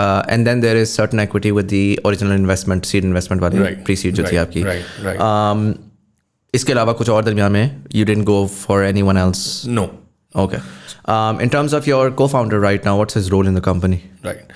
So started off, made a very solid business plan, and because वो already business कर चुका था, so अंदाज़ा था कि इसमें किस तरीके से इसमें growth होगी. So the two of us got together, him and his family. Represented as one party and me. तो हमने डिसाइड किया, मैंने बजट बनाया, उसमें हमें एक सर्टन पैसों की ज़रूरत थी. He said, yeah, we can commit that money and you can come up with your execution plan and together we can build this company. That's how we started. Financial break-even point पता था जिस time हम launch कर रहे थे कि यार ऐसे करना है काम, 2 साल में 2.5 साल में कंपनी को प्रॉफिट में आ जाना चाहिए, और प्रॉफिट में 2 साल भी लॉस क्यों होगा, क्योंकि आपको ऑफकोर्स इंफ्रास्ट्रक्चर खड़ा करना है और लोगों को सर्व करना है नेशनल लेवल पे.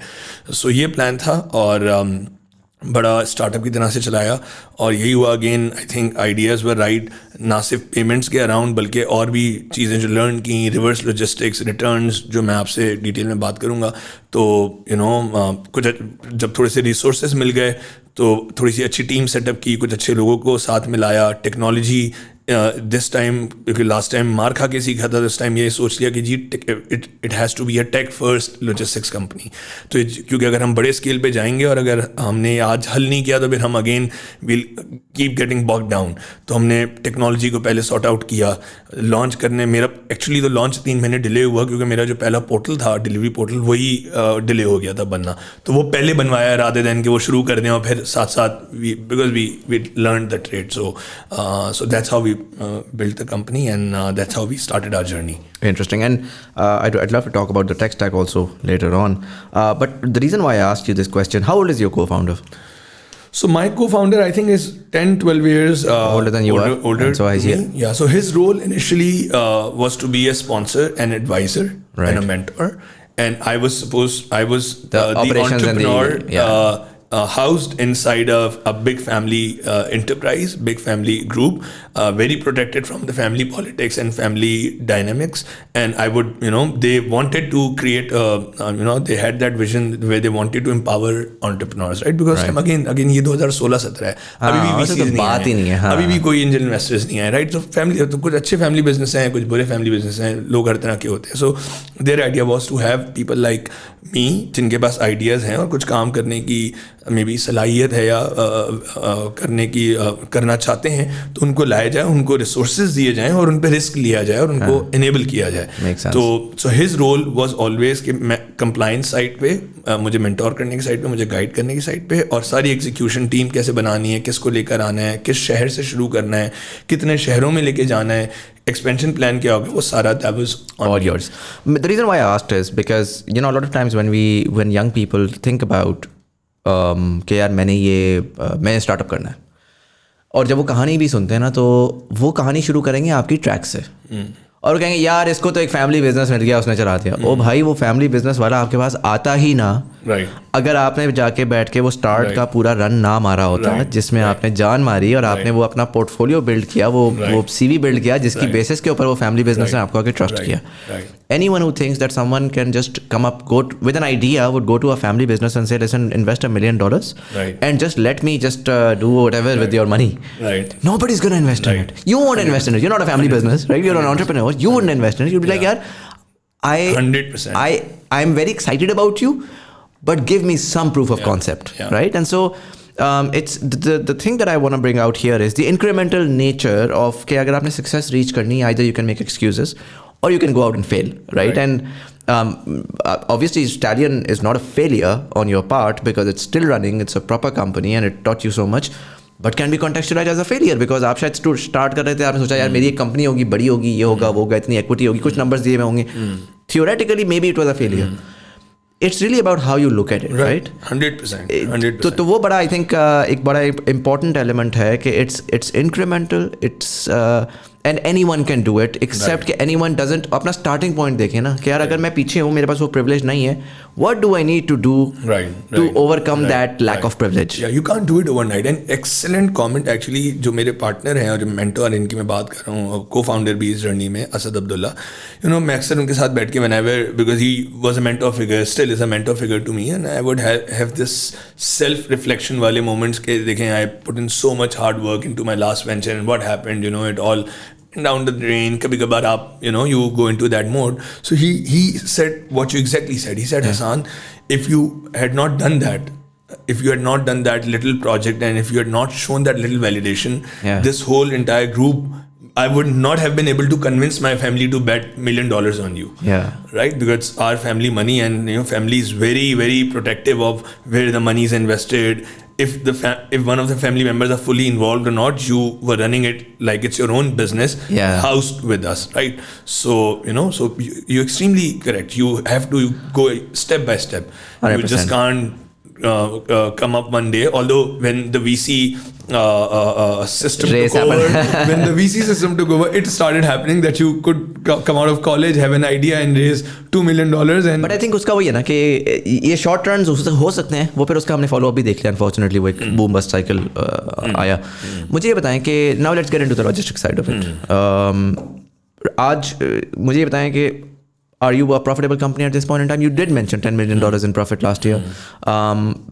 How did you manage to be able to, because Pakistan में एक बड़ी गलत सोच है कि हमारे यहाँ के स्टार्टअप्स तो बस वो दुनिया का ये मसला है, but because we call ourselves a startup, and so immediately as soon as we call ourselves a startup, तो हम कहते हैं कि यार हमें तो पैसा तो बनाना ही नहीं, हमने रेवेन्यू बनाना है, बट प्रॉफिटेबिलिटी की बात क्यों कर रहे हो यार मेरे से आके. और वो एक गलत रेस में हम लग गए थे. And the reason why I want to talk about this is because the economics of the world has changed. The people who are investing are now much more conservative, and they will be much more conservative in the coming years as well.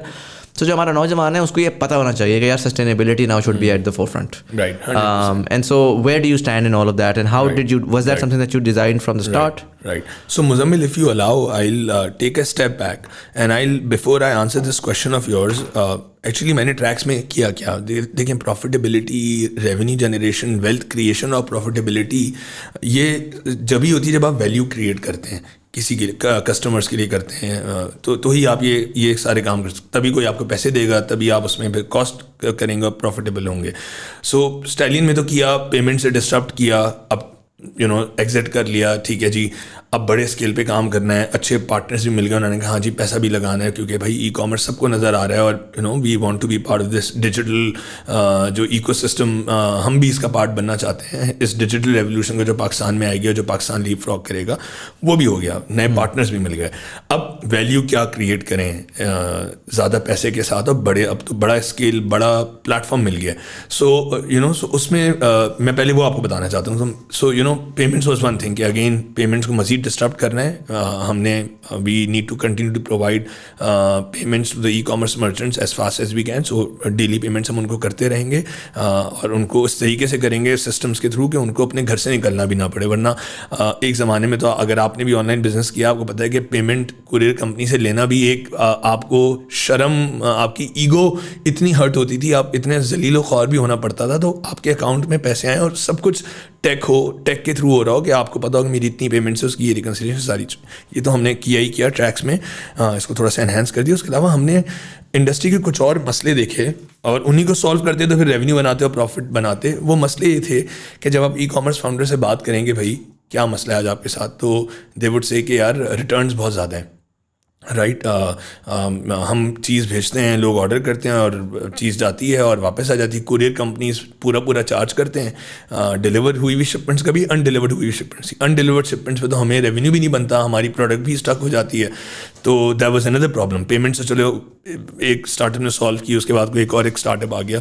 सो हमने उसके around सबसे पहले बड़े solutions बनाए. हमने कहा कि जी returns has to be verified. So और अब उसमें भी होता क्या था, क्योंकि देखें अगर आप इसकी e commerce, if you break e commerce down in this podcast of yours, so e commerce actually is an impulse purchase, right.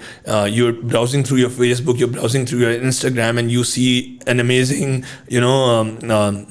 sweatshirt that you want to buy, you're working out, you say यार this looks amazing, और आपने वो order कर दिया, उस time आपकी salary आई हुई थी, बाय द टाइम उस ऑनलाइन स्टोर ने प्रोक्योर की और किसी कुरियर कंपनी के थ्रू आपको 3 से 4 दिन 5 दिन में डिलीवर की, now you might have already gone to a physical retail outlet and have bought it, या आपका शायद पैसे खर्च हो गए, now you're not in the mood to buy, so it was an impulse purchase, you were in the mood to buy then but you did not have any commitment, आपने कुछ पे नहीं किया, अब 5 दिन बाद वो आपसे पेमेंट ट्रांजैक्शन कंप्लीट होने की बात हो रही, तो आपका मूड चेंज हो, it's a lot of time, घंटे में अक्सर मूड चेंज हो जाते हैं, तो 5-6 दिन 10 दिन के बाद अक्सर डिलीवरियाँ इस मुल्क में हो रही होती हैं, तो लोग अक्सर नेचुरली कैंसिल कर देते थे कि भाई हमें नहीं चाहिए, एंड वेरी और जब मर्चेंट उनको फ़ोन करता था, जब रिटर्न होती थी प्रोडक्ट, तो they would feel obligated to the merchant कि इसने कॉल भी की थी डिस्पैच करने से पहले, SMS भी किया था, कंफर्म भी किया था, तो नेचुरली दे वुड से कि मुझे तो किसी ने अटेम्प्ट ही नहीं किया, so courier companies were taking a lot of blame, कहीं राइटफुली सो और कहीं wrongfully so. So somebody had to create transparency in the process. So what we did was we said, look, all the couriers that are going to deliver the shipments, all of their transactions should be recorded. Their communication, should be recorded. So we deployed virtual PABX systems that a lot of people in Pakistan don't know about, जो telcos offer करते हैं, जिसमें जब आपके number से call जाती है, virtual UN number होता है, उससे कॉल जाती है तो कॉल रिकॉर्ड होती है, तो जो भी उसकी और कंसाइनी की, राइडर कंसाइनी की बात होती थी कि वो बार बार उसको कॉल कर रहा है, वो उसे फ़ोन नहीं उठा रहे, लॉग्स भी आते थे, और ये सारा वर्चुअल हम अपने मर्चेंट्स को हम दिखा सकते थे। हमने सबसे पहले वो ट्रांसपेरेंसी क्रिएट की टू नो कि भाई वो मसला कहाँ पे है, वो कस्टमर का जेन्युइन रिटर्न है, वो हमारी गलती है, वो हमारा डिले है, या वो उस मर्चेंट की प्रोक्योरमेंट का डिले है। सबसे पहले हमने ये किया। उसके अलावा बहुत ज़्यादा छोटी छोटी इनएफिशिएंसी सी सिस्टम में, जैसे कि मैं आपको एक इनएफिशिएंसी बताऊं, अक्सर ऑनलाइन स्टोर्स पे किसी ने ऑर्डर किया, ब्राउन जूता ऑर्डर किया, ऑनलाइन स्टोर के बंदों से जो भी टीम थी QC सही नहीं हुई, ब्लैक जूता डिलीवर कर दिया, अब रिटर्न होना है वो जूता। अब उसमें होता क्या था, आप एक ऑनलाइन शॉपर को कहते थे कि जी आप करीबी किसी भी कुरियर कंपनी के दुकान पे जाएं, वो जूता उनको वापस करें, ये हमारा पता है, हम फैसलाबाद के हैं, हम लाहौर के, हम सियालकोट के हैं, हमें जब वापस मिल जाएगा तो हम आपको सही चीज़ भेज देंगे। उसमें कस्टमर का पैसा भी लगता था, and the whole online experience would destroy for that customer. So we came up with an idea of replacement delivery, कि जी हम सही चीज़, आपसे गलत चीज़ डिलीवर हो गई, the customer is complaining, now you can book another shipment with us which can be replacement deliveries. So where by you send the right product, and upon delivery of that right product the rider will collect the old wrongly delivered product. Rider उससे वो पुरानी गलत जो चीज़ deliver हो गई थी उससे collect करेगा और वो आपको ऐसे रिटर्न मिल जाएगी। तो कोई रॉकेट साइंस नहीं, अगेन छोटी सी चीज़, ये आई थिंक मैंने UPS use to do it in US, not a rocket science idea but small thing can create a huge difference. हमने ये लॉन्च किया। इसमें एक प्रॉब्लम मुझे इमीडिएटली नज़र आई, पाकिस्तानी कौम माशाल्लाह ऐसी है। मैंने कहा, मैंने जूता ऑर्डर किया, मुझे ब्राउन की जगह काला आ गया। मैंने कहा यार मेरी तो हो गई लॉटरी, ठीक है। मैंने तो सोचा था, मैं ऑर्डर कर ही रहा था, तभी मैं सोचा था काला लूँ या ब्राउन। तो जब वापस आया तो वापस आके जाना, मैंने उसमें अपना पुराना जूता डाला, और मैंने काला भी रखा और ब्राउन भी रखा, और ये लॉजिकल सी है। How did you solve that problem, और was that problem occurring in your system as well? So whenever I explain this concept to anybody, that's the first question that they ask कि और ये हुआ भी, लेकिन और हम इसको सॉल्व नहीं कर सकते थे, क्योंकि इसके लिए जो आपको QC प्रोसेस चाहिए था, that would make the transaction so expensive। अगर राइडर QC या Riders were not equipped to do QCs। अच्छा, उस टाइम जब ये शुरू में मैं आपको बात करूँ, जब हमने ट्रैक्स लॉन्च की थी, मैं तो जब के सोल्यूशंस बता रहा हूँ, अभी तो मैं 2022-23 पे आया ही नहीं हूँ। उस टाइम फ्लीट भी डिजिटल नहीं होता था, पीछे सिस्टम्स बड़े रोबस्ट बने हुए थे, बट फ्लीट अभी भी वो पर्चे लेके जा रहा है, चाहिए रिप्लेसमेंट डिलीवरी, तो बाजी से जूते कलेक्ट, वापस जूते लेने हैं, तो उसमें हार्डली आप टेक्सचुअल इन्फॉर्मेशन दे सकते थे कि ब्राउन जीतना है, बट इसमें इस तरह की चीज़ें होती थी कि पुराना बनियान डाल के वापस भेज दिया, बट बहुत कम केसेस थे। And replacement delivery was one option, that was जो 2 to 3% of our transaction replacement delivery still are, so लोग उसको यूज़ करते हैं। अब हमारे पास क्योंकि डिजिटल ऐप है, तो हम उसमें ऑप्शन देते हैं कस्टमर को कि वो अपनी चीज़ की प्रोडक्ट की पिक्चर डाल सकता है, राइडर QC कर सकता है, QC can happen with in seconds. उससे पहले नहीं होता था, लेकिन कभी भी इसकी इतनी बड़ी कंप्लेंट्स नहीं रही कि उसको हमें अलग से फर्दर सॉल्व करना पड़े। Right, what are the return percentages generally industry wide? So return percentage is very, return से मुराद ये कि delinquent कस्टमर है, नहीं right, unsuccessful orders, right, for e-commerce. So I think they vary from customer to customer, but generally anywhere between 10 to 15% are the return percentages overall. So because I think we represent 10-11% of the e-commerce industry. So हमारा जो है वो would apply to the overall industry. So Who's the biggest player right now in the market? I think it would be either TCS or Leopards. Who would be the top three? Top three would be TCS, Leopards, and I think third would be Postex and Callcourier that recently merged together. अच्छा, they've merged together. Yeah, Interesting. they वो recently जो merged funding हुई उसके बाद उन्होंने They acquired Postex acquired Callcourier. So makes sense. And where would you stand I right think now? right behind them, number 4. And how much is the We margin? used to call ourselves third largest in terms of e-commerce volumes a few months back, but to be very honest, because the two companies merged together and they had lots of money. Callcourier also has been an older player. They have been around for 15-20 years. So in combined volumes, they are the third biggest player Okay, now. so 10-15% जो आपका return customer है, उस customer का data आपके पास है, right? उसका address है, उसका वो है, पोटेंशियली CNIC भी हो सकता है, और उसका ये भी डेटा आ रहा है कि क्यों रिटर्न हुआ. Now you have to call logs and what not. So at least at the very least you can begin to define कि यार ये बंदा जो है इसने ऑर्डर प्लेस किया था, इसने रिटर्न कर दिया for XYZ reasons. Where does that data go? Yeah, so we do something very interesting with that data. एक तो आप because डेटा जो आपके पास आता है ई-कॉमर्स स्टोर्स का, वो बहुत बड़ी अमानत भी है. So you have to be very careful in using that data first. So हम उसको बहुत केयरफुली उसको यूज़ करते हैं. हमने एक मशीन लर्निंग टूल बनाया, ये हमने 3-4 साल पहले लॉन्च किया था, जिसमें हमने उसका नाम पे बड़ा लोग कंट्रोवर्सी उठती है. We call it black listed consignees. Actually हमारी टेक्निकल टर्म में ऑनलाइन शॉपर को कंसाइनी कहा जाता है. सो हमने कहा कि जिसने भी हमारे थ्रू, क्योंकि हम खाड़ी के लिए भी डिलीवर कर रहे हैं, तो हम सना सफिनास के लिए भी डिलीवर करें, तो हम दराज के लिए भी डिलीवर करें, तो जिसने हमारे थ्रू 5 दफ़ा ऑर्डर किया तो वो इस मशीन लर्निंग एल्गोरिथम में क्वालिफाई करेगा और मशीन और सिस्टम चेक करेगा कि इनका डिलीवरी रिटर्न रेशो क्या था. तो जिसका 60% से ज़्यादा रिटर्न रेशो था, यानी कि 5 में से 3 या उससे ज़्यादा उसने चीज़ वापस कर दी, तो वो ब्लैक लिस्टेड कस्टमर हो गया. 60 से 40 के बीच में वो रेड हो गया, और 40 से नीचे तो वो ग्रीन हो गया. तो हमने ये बना के through our APIs, through our plugins and even through manual booking on our portal, हमने जब मोबाइल नंबर को यूनिक आइडेंटिफायर बनाया, तो लेट्स से मुजम्मिल हसन जैदी को हमारे थ्रू 5 दफ़ा पार्सल आया, मुजम्मिल हसन जैदी ने 3 दफ़ा वापस कर दिए. सो वो हमारे सिस्टम ने मुजम्मिल हसन जैदी को ब्लैक लिस्टेड कंसाइनी बना दिया. अब जब खाड़ी पे आपने ऑर्डर प्लेस किया, खाड़ी हमारे थ्रू आपका ऑर्डर बुक करेगा, तो खाड़ी को एक नोटिफिकेशन आएगा कि Muzammil is a black listed customer because of high return ratios. सिर्फ एक नोटिफिकेशन आएगा. आपने करना है नहीं करना वो आपकी मर्जी. खाड़ी कैन से कि भाई Muzammil is a regular customer, इसने तो इनफैक्ट एडवांस में पे किया हुआ है, या ये तो वो whatever they choose to do with it, it's their strategy. Again we are an enabler. हम एक प्लेटफॉर्म है और हम मल्टीपल ऑनलाइन स्टोर्स और मल्टीपल कैटेगरीज के साथ कनेक्टेड हैं. कुछ फिर ये करते हैं उसमें कि वो हाफ एडवांस ले लेते हैं, कुछ वो ऑर्डर्स ही रोक देते हैं, और कुछ वो यूज़ ही नहीं करते. सो हमने उसका ये एल्गोरिथम बनाया बस.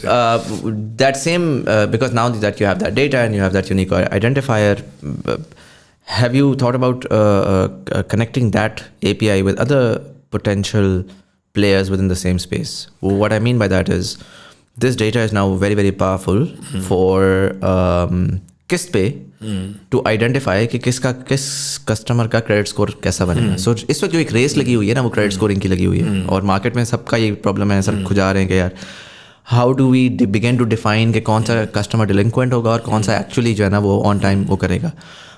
And so today everybody is building their own 1.5 unit की मस्जिद. वो कह रहा है यार तुम्हारी पुरानी गुनाह माफ, अब से तुम बनना शुरू करो. Whereas, और जहाँ पर डिलिंक्वेंट की मैं बात कर रहा हूँ, वहाँ पे बहुत सारे ऐसे कस्टमर्स हैं जो पिछले 10 साल से they have trackable data available that can be use to give them much better credit lines, but unfortunately वो कनेक्टिविटी नहीं एग्जिस्ट करती. So at this point in time personally I feel like के one of the easiest way, वो कह रहे हैं कि यार हमसे आके 5,000 रुपये का तुम पहले लोन लो, फिर 5,000 का तुम रिटर्न करोगे, तो फिर मैं क्रेडिट स्कोर तुम्हारा बढ़ा के 10,000 करूँगा. अब यार मुझे नहीं चाहिए 5,000 का loan, right? I need you to come up with a solution that you can take data across Maivo, and then through that data you should be able to give me let's say a 50,000 rupees ka loan opportunity, or a buy now pay later opportunity. And so where is that data going, and is there any partnership potential again for that? Because I have to compliment you understand this space so well that you're I've written fintech here and I wanted to discuss it towards the end, but I'll touch upon it because you asked. So yes, the data that we are generating, first एक तो ये इसलिए इसकी sanctity बहुत important है क्योंकि हमारी industry में प्लेयर्स बिलीव के logistics companies also at times came up.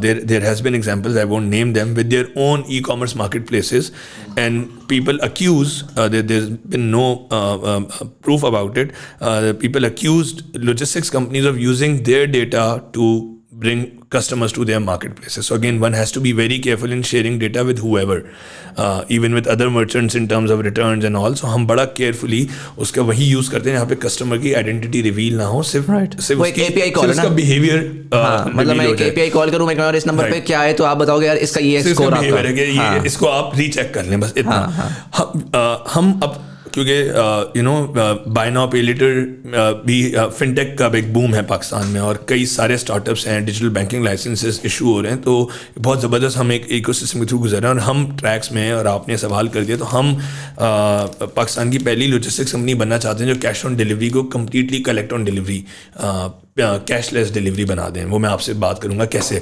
सो हम फिनटेक्स के साथ बड़ा इंटीग्रेटेड हैं मर्चेंट फाइनेंसिंग में भी, कि मर्चेंट्स को 24 घंटे में डिलीवरी के 24 घंटे में डिलीवरी के बजाय उनको एडवांस में फाइनेंसिंग कैसे दें, उनका बिजनेस कैसे बढ़ाएं, उसमें भी।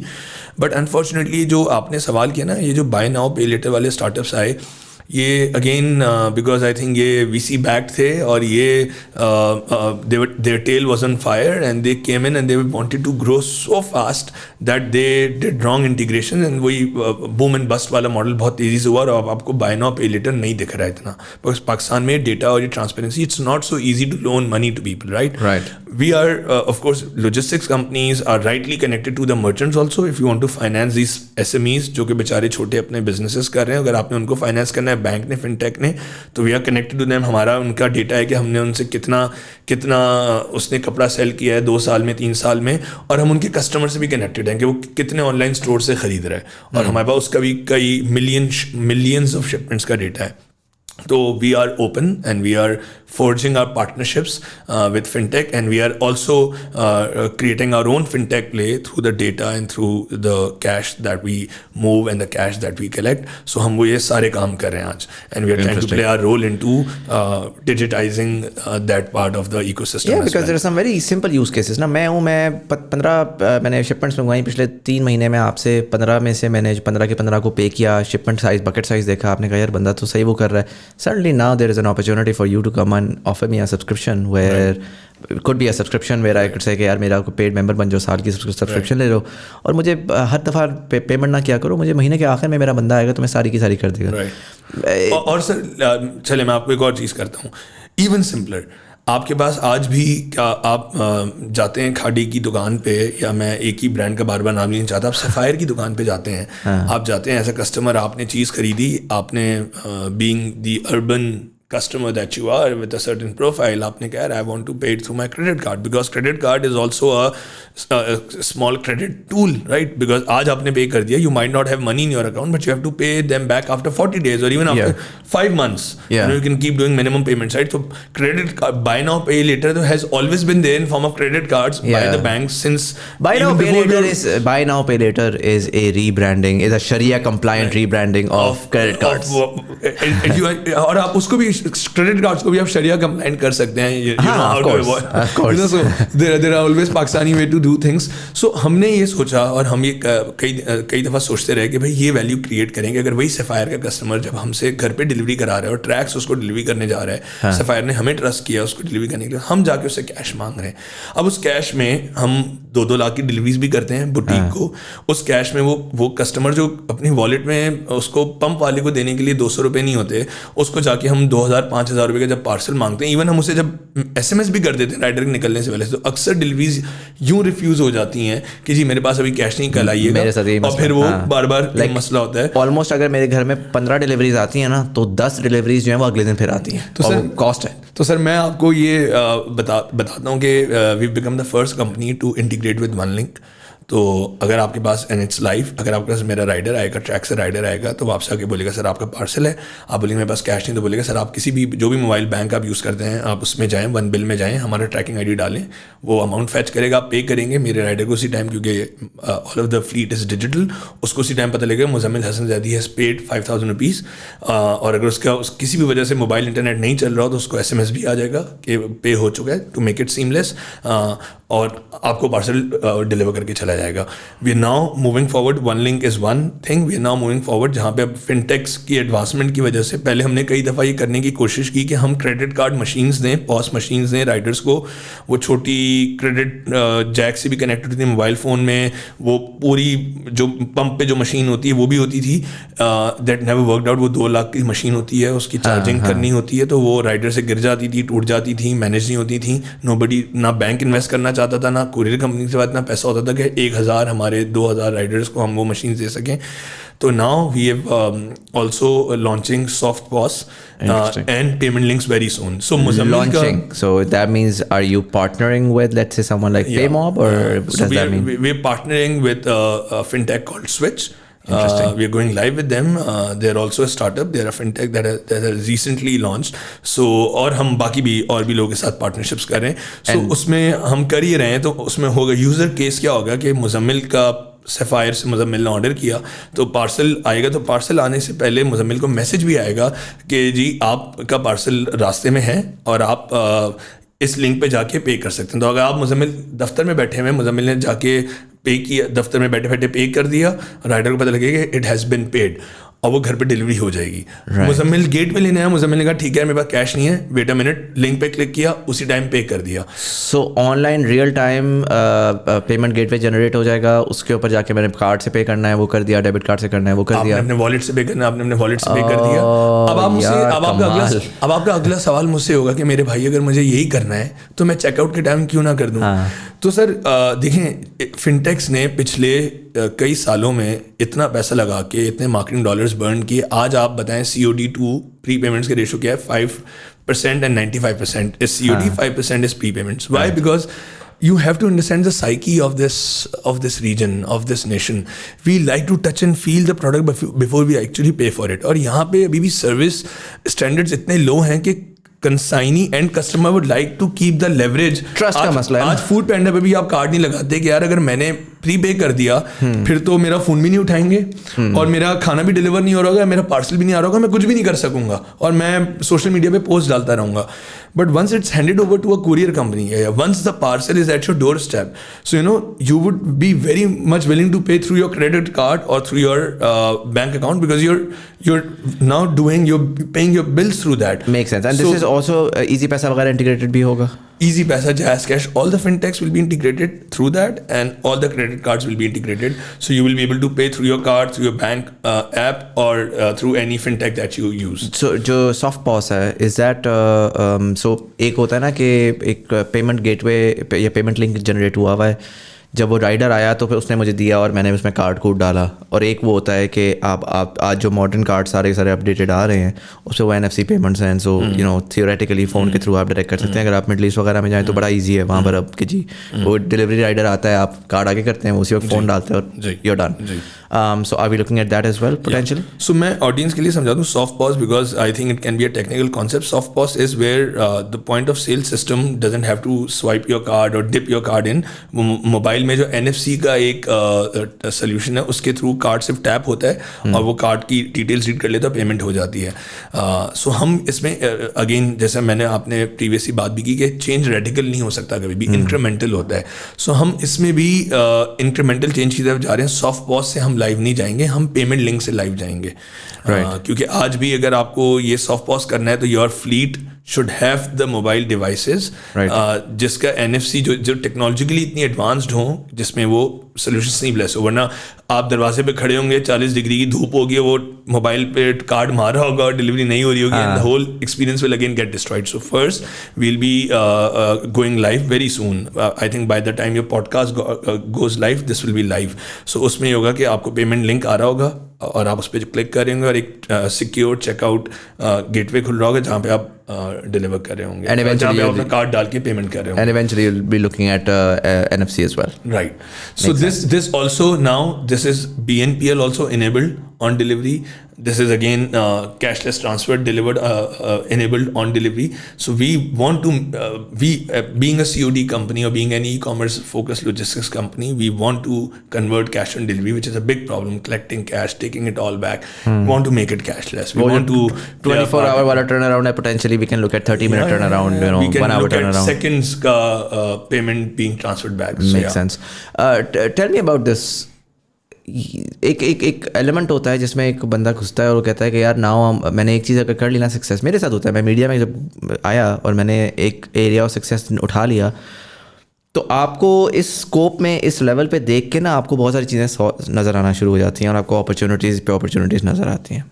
मोर ऑफन देन नॉट पाकिस्तान में रिटेलर भी फिनटेक बनना चाह रहा है, फिनटेक वाला भी लास्ट माइल डिलीवरी बनना चाह रहा है, लास्ट माइल डिलीवरी वाला जो है I don't even know fashion house बनना चाह रहा है. सो at what point, if I were to ask you, what are some of these areas that you feel like you're going to do yourself? What are some of the areas that you feel like are going to be partnered with other experts in that field where you'd be like, yeah, I'll collaborate more? I think the key word I'll bring in here is one of the things that we lack as an industry, as a society, is collaboration. We don't trust. So we're like, why should I let you? तो हम अपनी again डेढ़ की मस्जिद बनाएंगे जिसका मसला ये है कि it's much slower, right? If I were to, for example, आपने पॉज की बात बोली, दिमाग में आता है कि यार चलो ये भी मैं अपना कर लेता हूँ, मेरे पास तो इतना बड़ा मैकेनिज्म है, वो रेंट सीकिंग मेंटालिटी है ना कि मैं हर चीज़ को पकड़ के रखूँ. फिर सिमिलरली मैं अगर जाता हूँ, मैं कहता हूँ कि यार अगर मेरे पास ये सारा आ रहा है तो मैं BNPL लॉन्च करता हूँ. BNPL मैं अपने कस्टमर्स के लिए लॉन्च कर लूँ, बहुत अच्छी बात है, बट देन अगर मैं पार्टनर के थ्रू करूँगा तो इंडस्ट्री को फ़ायदा होगा, बिकॉज पार्टनर मुझे भी डील कर रहा है, पार्टनर 4 और लोगों को भी डील कर रहा है, and overall everybody makes money out of it. So if I were to ask you, how much of that is collaborative and how much of that is in-house? Right. So I'll connect this with the previous question that remained unanswered about profitability. देखें, entrepreneur जो होता है ना वो बढ़िया एक crazy breed होती है. उसको जो है ना ideas आते हैं, बहुत आइडियाज़ आते हैं, और स्पेशली जब व्हेन यू नो आप थोड़ी बहुत सक्सेस जब आप अचीव करते हैं ना तो फिर कॉन्फिडेंस भी बहुत आ जाता है साथ में. वैसे भी कॉन्फिडेंस होता है तभी आप इस तरह के काम करते हैं, इतने बड़े बड़े टक्कर लेते हैं, पंगे लेते हैं, लेकिन और जब उसमें थोड़ी सक्सेस मिल जाए तो फिर तो आप कहते हैं now I can do everything, right. We launched the venture in 2017, answering a previous question, and we'll connect your current question to this. Launched it in 2017, had a very solid plan in mind. Fundamentals पे काम करना है, unit economics पे loose नहीं करना और इतना volume बना लेना है कि कंपनी प्रॉफिटेबल हो जाए. Started off as a last mile company only, focused on e-commerce.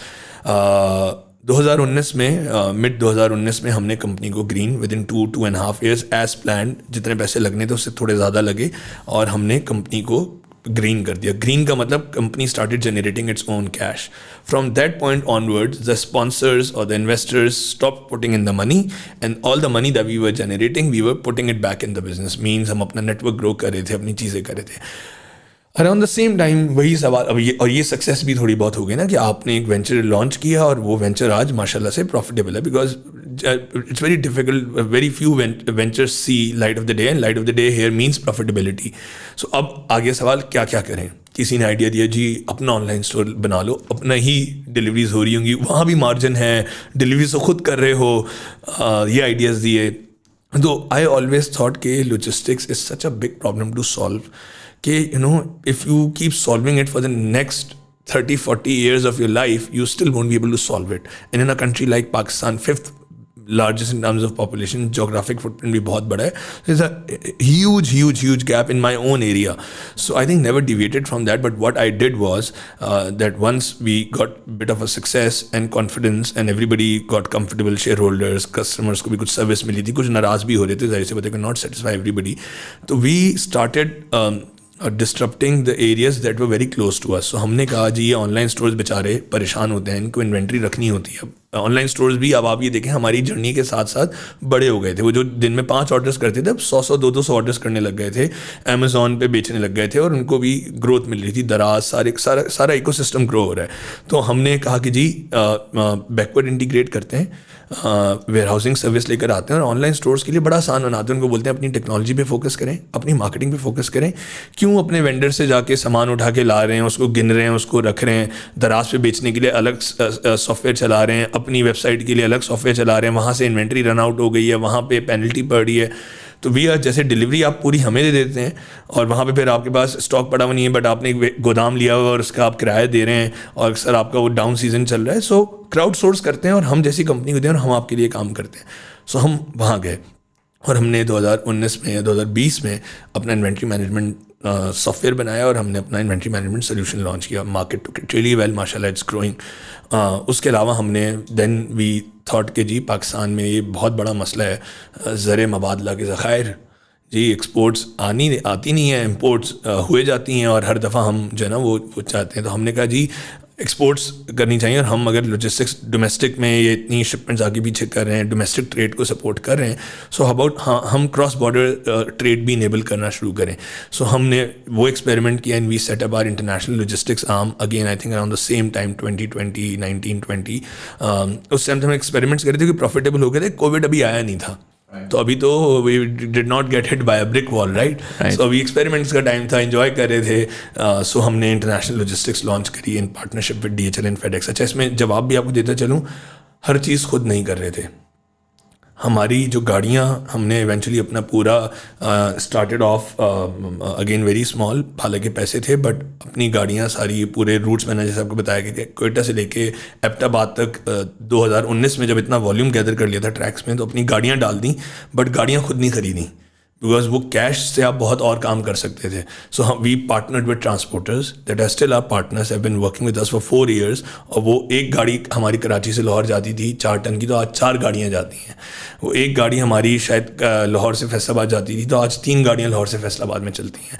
So even जो हमारे लॉजिस्टिक्स के जो वर्टिकल्स में जो हमारा ऑपरेशन होता है उसमें भी कई चीज़ें हमने आउटसोर्स की हुई हैं और हमारे उसमें पार्टनर्स हैं। तो when you talk about enabling cashless payments, when you talk about tech services, तो हम तो definitely we partner, हम इसके लिए भी हम ये जो fintech वाला सारा चीज़ कर रहे हैं, merchant financing कर रहे हैं, cashless deliveries कर रहे हैं, we are partnering with the right people who have the right expertise and maybe the right resources to execute it, but together we can, I think, enable the ecosystem in that way. So we believe in partnerships. Makes sense. I'm gonna quickly ask you a couple of things. एक तो मुझे ये बताइएगा, API का मुझे बताइएगा, because I've worked with a very big player and मेरा computer science का बैकग्राउंड है, सो I've had मैंने कर लिया, मैंने उसको कहा वो अपने ना टेक के बंदे को बुलाओ, उसने वो एक साहब थे जिनको खुद समझ नहीं आ रही थी बट उन्होंने एक थर्ड पार्टी को कॉन्टैक्ट करवाया जो कि उस कंपनी का पार्ट भी नहीं था जिसने डेवलप किया हुआ था। उसने कहा यार ऐसा करें, आप ऐसा कर लें और ये हो जाएगा। There were no proper videos और शॉपिफाई इंटीग्रेशन थी यार, मैं तो अभी वर्डप्रेस पे भी नहीं घुसा था। And so I was just like, the state of tech is just so abysmal in this country कि more often than not these are legacy businesses जिनको जो थर्ड पार्टी को कॉन्ट्रैक्ट करते हैं, कहते हैं भाई सिस्टम बना दे क्योंकि अब बनाना है, यू नो, नॉट DNA के अंदर वो नहीं है। So how is your API in terms of user experience and UI UX, and does that cover all aspects, so Magento से लेके down to WordPress and Shopify and even अब तो ये लोकल पाकिस्तानी आई थिंक वो क्या नाम है उनका, WebEx है, चीकू है, हाँ ये सुना कि दुकान.pk टाइप्स जो हैं, सो किस लेवल पे भी इस वक्त वो हो रहा है? राइट। सो क्योंकि API बहुत सारे लोग समझेंगे नहीं और आप कंप्यूटर साइंस बैकग्राउंड के हम लोग नहीं हैं, तो आई होप आप उस पर मुझसे बहुत ज़्यादा सवाल ना करें। My CTO is not here to answer. नहीं मैं टेक्निकल नहीं पूछ रहा, मैं अगेन बिल्कुल कंज्यूमर फेसिंग बोल रहा हूं, फ्रॉम अ मर्चेंट पर्सपेक्टिव। सो देखिए हमारा इसमें ना अगेन पहले तो माइंडसेट होता है, mindset drives what you do. हमारा माइंडसेट इसमें ये था कि हमारे मर्चेंट को हमारा सॉफ्टवेयर यूज ही ना करना पड़े। So if he has built his own operations management system और इफ उसका कस्टमर एजेंट जब कॉल उठाता है कि मेरा पार्सल मुझे डिलीवर नहीं हुआ उस ऑनलाइन स्टोर का एजेंट, तो उसको हमारे सिस्टम में जाकर अपना आईडी पासवर्ड लॉगिन ही ना करना पड़े. Right. तो ये हमारा थॉट प्रोसेस था behind when we were deciding about integrations and APIs and plugins. Right. So शुरू में तो we wrote APIs and we wrote the most extensive list of APIs. We were offering 11 different type of APIs. ये functions की बात कर रहे हैं, 11 different type of functions through our APIs. जबकि जो जिन कंपनीज की आप बात कर रहे हैं वो एक या दो बुकिंग और ट्रैकिंग की देते थे, तो हम तो पेमेंट तक की एपीआई के पेमेंट जो बनी है वो भी आप अपने सिस्टम पे देख सकते हैं. तो हम 11 डिफरेंट टाइप ऑफ एपीआई देते थे. देन वो एपीआई का तो सिस्टम आई थिंक अब तो आउटडेटेड है, अब तो लोग बात ही नहीं करते, अब तो प्लगइन्स की बात होती है. बिकॉज लोग कहते हैं कि भाई so we have plugins for all the major platforms out there: Shopify, Magento, WooCommerce. We are integrated with Chiku, we are integrated with Dukaan, we are integrated with WebEx. बहुत सारे लोगों के हमने plugins कहीं लिखे और कुछ जगह पे हुआ जब हम लिखने में लेट हो गए क्योंकि हमारी भी टेक टीम की कैपेसिटी लिमिटेड थी. तो अल्लाह का शुक्र है हमारे ऑनलाइन स्टोर्स की डिमांड इतनी थी कि उन्होंने सॉफ्टवेयर हाउसेस से हमारे प्लगइन्स पहले लिखवा ली थी. तो हमें पता लगा जब हम लिस्ट करने गए लेट्स से शॉपिफाई पे अपना प्लगइन, तो पता लगा हमारे 2 प्लगइन्स ऑलरेडी बने हुए हैं और वहाँ लिस्टेड हैं. सो वी हैव कवर्ड हमारा वेयर हाउसिंग मैनेजमेंट सिस्टम. अगर आप हमारे वेयर हाउस के कस्टमर हैं उसके लिए भी, और या आप हमसे as a last mile service इस्तेमाल करते हैं, आपको प्लगइन्स मिलते हैं और एपीआई तो हैं ही हैं. राइट. और इंटीग्रेटेड ऑल द प्लेटफॉर्म. और वेयर हाउसिंग के अंदर जो फॉर एग्जांपल मैं मेरे पास माल है, मैंने वहाँ रखवा दिया, डिस्ट्रीब्यूटेड प्रॉपर्ली, इन्वेंट्री मैनेजमेंट पड़ी हुई है, आपका बंदा उसी को ऑर्डर आएगा वो पैक करेगा और भेज देगा. राइट. राइट. सो उसका आइडिया ये है कि आपको सिर्फ अपना, आप गिलगित में जाके बैठे हैं और आप सेरीना होटल में जाके बैठे हैं और अपने लैपटॉप से आप अपना ऑनलाइन स्टोर चलाएं और आपके वेंडर से जाके पिकअप करना हो और वो सारा सामान लाके उसकी क्यूसी करनी हो, उसको पुट अवे करना हो और आपको डिजिटल इन्वेंट्री देनी हो. और ना सिर्फ आपको देनी हो, आप जो 4 चैनल्स जिसको चैनल मैनेजमेंट कहते हैं ई कॉमर्स की टर्म में, कि दराज पे बेच रहे हैं, जोमो पे बेच रहे हैं, बैक गैलरी पे बेच रहे हैं, 4 मार्केट प्लेसेस बेच रहे हैं, तो उन चारों से इंटीग्रेट हो जाए. और आपको ये हैरानी होगी जान के कि वो हमारा वेयर हाउसिंग सिस्टम बाकी 3PLs के साथ भी इंटीग्रेटेड है. So if you do not want to give tracks the last mile order, you say कि यार ट्रैक्स को सिर्फ मैं लाहौर देता हूँ, इस्लामाबाद में TCS को दूंगा. So through that warehousing management system you can also decide which courier company to give what orders to, and you just have to digitally run your store while we do the grunt work for you. So picking up orders from your vendors, from your factory, housing them properly, giving you the digital access. So and nice. then So dispatching them. housing them if the order is generated, or do you also provide services like let's say मेरा planners का business था, मैंने अपना यहाँ पे जगह space को की थी, मैंने कहा यार मैंने 500 पीसेस जो बनवाए हैं वो मैं बनवा के एक वेयर हाउस में रख दूँ, and then the warehouse manages it. They charge a fee for storage, and then they charge a fee for every time the order आया तो उसको पैक करके भेजना. So that is what primarily happens. So generally देखें, एक तो just in time order system होता है, so हम वो भी करते हैं कि डायरेक्ट वेंडर से पिकअप किया, अगर वो बंडल करना है तो अपने किसी ओरिजिन हब पे बंडल किया और डिलीवर कर दिया जाके एंड कस्टमर को. देन देयर आर टाइम्स जब कस्टमर ने इन्वेंट्री बना के रखी हुई होती है. सो हमारे केस में ज़्यादा कस्टमर्स वही होते हैं इनके पास इन्वेंट्री होती है. सो वी हैव JDOT का entire e commerce warehouse हमारे प्रेमिसेस में ऑपरेट होता है, Bagallery which is again a big online store, and then we have a lot of smaller online stores जिनको हम बड़ा आसानी से कहते हैं कि आपको 10,000 स्क्वायर फीट की जगह ना लेनी, ना हमसे आपने डील करनी, आपको हम पर product let's say 20 rupees charge करेंगे और आप एक प्रोडक्ट हो, 2 प्रोडक्ट हो. जब आपका पीक सीजन होगा तो आपका बिल ज़्यादा बन जाएगा. जब आपका लो सीजन होगा तो आपको शायद कोई भी पैसे ना देना पड़े. Pay as you grow वाला. एंड देन इसी के अंदर अगर if I were to ask you, let's say bigger players, छोटे प्लेयर्स के लिए एप्लीकेबल नहीं है, बट मैं JDOT उठाता हूँ, मैं उठाता हूँ फॉर एग्जांपल गैलरी उठाता हूँ, एंड उन लोगों का आपके पास ज़्यादा डेटा भी पड़ा हुआ होगा. Can you begin to optimize your operations where you say, okay, yeah, you know what, this sort of product, it's a regularly occurring product, this sort of product during this sort of season, more often than not, gets 30% of their orders from Karachi, 17% from Islamabad, and so on and so forth. They plug in the products in the warehouse in Karachi, but you distribute it intelligently in a way that instead of having to take 24 or 48 hours, you can then do same day deliveries potentially. Right. So I'll give you a very interesting example of this, a very interesting story of actually how we landed the biggest fashion retailer of Pakistan, which was my dream, which is Khadi. Right. So Covid में हुआ था ये. So sir मैं जब से पहले अपनी company चला रहा था स्टैलियन, आई वांटेड खाड़ी, यू नो, खाड़ी वाज कि यार आपके पास खाड़ी आ गया ना तो आप तो फिर फैशन में तो किसी को भी ला सकते हैं. So you know I went to Khaadi a couple of times, got a kick on my but कि जी हम सिर्फ बड़ों से काम करते हैं, आप तो कोई छोटे से स्टार्टअप हैं लॉजिस्टिक्स के, हम आपसे काम नहीं करेंगे. इवन जब हमने ट्रैक्स लॉन्च कर दिया हुआ ये कि कोविड में उनका दुकानें बंद हो गई, उनकी जो वेबसाइट बनी हुई थी उस पर इतना लोड आया, जब दुकानें बंद थीं वो क्रैश हो गई, और उनका जो सेंट्रल वेयर हाउस कराची में, क्योंकि खाड़ी is head quarter in Karachi, जो कराची में उनका मेन वेयर हाउस था वो भी बंद हो गया या चोक हो गया, जो भी हो गया, और वो बड़े परेशान थे। सो मैं एक मॉडल उस टाइम टॉय कर रहा था और लोगों को बात कर रहा था, और जब एक चीज़ को एक्सपेरिमेंट करता था बड़ों को नहीं बताता, अब छोटों को बता रहे होते हैं, कोई बाइट कर ले उसके साथ में एक्सपेरिमेंट कर लूँ, फिर जब वो सक्सेसफुल है तो बड़ों के पास जाऊँ। तो एक्चुअली मैं छोटों को बताता फिर रहा था या सेकंड टियर फैशन ब्रांड्स को, बट कोई भी यकीन नहीं कर रहा था। वो था ओमनी चैनल फुलफिलमेंट। वो ये था कि यूज़ योर रिटेल स्टोर्स और closest possible location to the customer to dispatch your orders. So आप अपने वहाँ से ऑर्डर्स डिस्पैच करें, रादर देन आप कराची में, जो कराची वाले ग्रुप्स हैं कराची से पूरा पाकिस्तान सर्व कर रहे हैं, लाहौर वाले ग्रुप स्टाइलो शूज़ लाहौर बैठा हुआ लाहौर से पूरा पाकिस्तान सर्व कर रहा है। हालांकि स्टाइलो शूज़ के कराची के आउटलेट में वही जूता पड़ा हुआ है जो 2 किलोमीटर दूर कस्टमर ने ऑर्डर किया है। सो पीपल और फिर लोग कंप्लेन करते थे कि जी ई कॉमर्स की डिलीवरी महंगी है। तो खाड़ी को जब ये प्रॉब्लम हुई और हमने उनको आइडिया पिच किया कि you have 60 or 40 retail stores across the country, and you have very big massive retail stores, and they're shut down, and you're paying your staff because you're a good employer. How about you use them as stopgap warehouses? They were like, how will we do that? And because we had the tech in house, we modified it a bit, because again हमने तो किसी के साथ किया ही नहीं था, and there were articles written on it, and actually the first time it happened in Pakistan, it happened with Khadi when we actually enabled their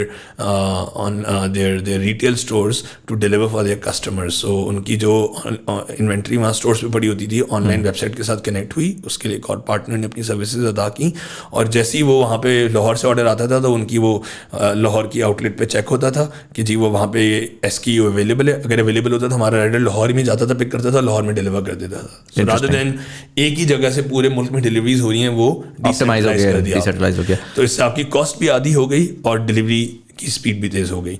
Makes sense. If I were to ask you, to be honest, what I've heard up till now, your DNA is such that I don't see you competing with some of the legacy players. You'll disrupt them one way or the other, and the market size is so big, it doesn't mean कि आप रह जाएंगे, सब तबाह हो जाएंगे. Everybody will work, and at least top 5 players तो सारे के सारे करते रहेंगे in one shape or form. What I do see as a potential huge competition is I was speaking to the quick commerce team of Foodpanda the other day, and they have this sort of product now, Panda Go के नाम से, where they're saying कि listen, people tend to, so उन्होंने भी यही किया, आपके style उन्होंने अभी शहर से शुरू किया है, और वो बड़े प्लेयर को तो वो बड़ा इजीली है जिसका अपना फुटप्रिंट पूरी उधर फैला हुआ है, but they are now knowing towards your model, and what the upside that they are offering is के वो टाइम बहुत क्विक कर रहे हैं, right? So they are saying कि जी ऑर्डर प्लेस हुआ, जब आपने कहा कि यार मैंने आपके स्टोर से यहाँ से उठाया और मैंने डिलीवर कर दिया, again your DNA is still last mile in the most conventional form, logistics वाला। फूड पैंडा का DNA फ़र्क है, तो वो कहता है कि जी मेरे बंदे ने उधर से उठाया और उसी वक्त जाके उसने ऑर्डर फुलफिल कर दिया, that's a 60 minute turn around time. That for example I am sure you can't do it because you have to optimise it कि वो शायद जाएगा, शायद वेयर हाउस पे जाएगा, या वो जाएगा कंसोलिडेटेड डिलीवरी पे वो जाएगा, एंड वहाँ पर they are now gnawing into your territory, and really it's just a matter of कि अब उनको कोई either they themselves do it or they connect with a player that can do intercity, right. and then suddenly they start optimizing on time, they start optimizing, and they have their own data bank as well. So how do you sort of see the Bikeas and the Panda Go's of the market now? Right. So there are so many things that we have to really discuss that I don't know how to maybe answer it in a single response. So basically देखें Q-commerce versus e-commerce a big debate. Chinese ने तो I think Q commerce पे give up कर दिया, और generally if you see you hear folks at Alibaba और AliExpress जैसे Q commerce is for losers.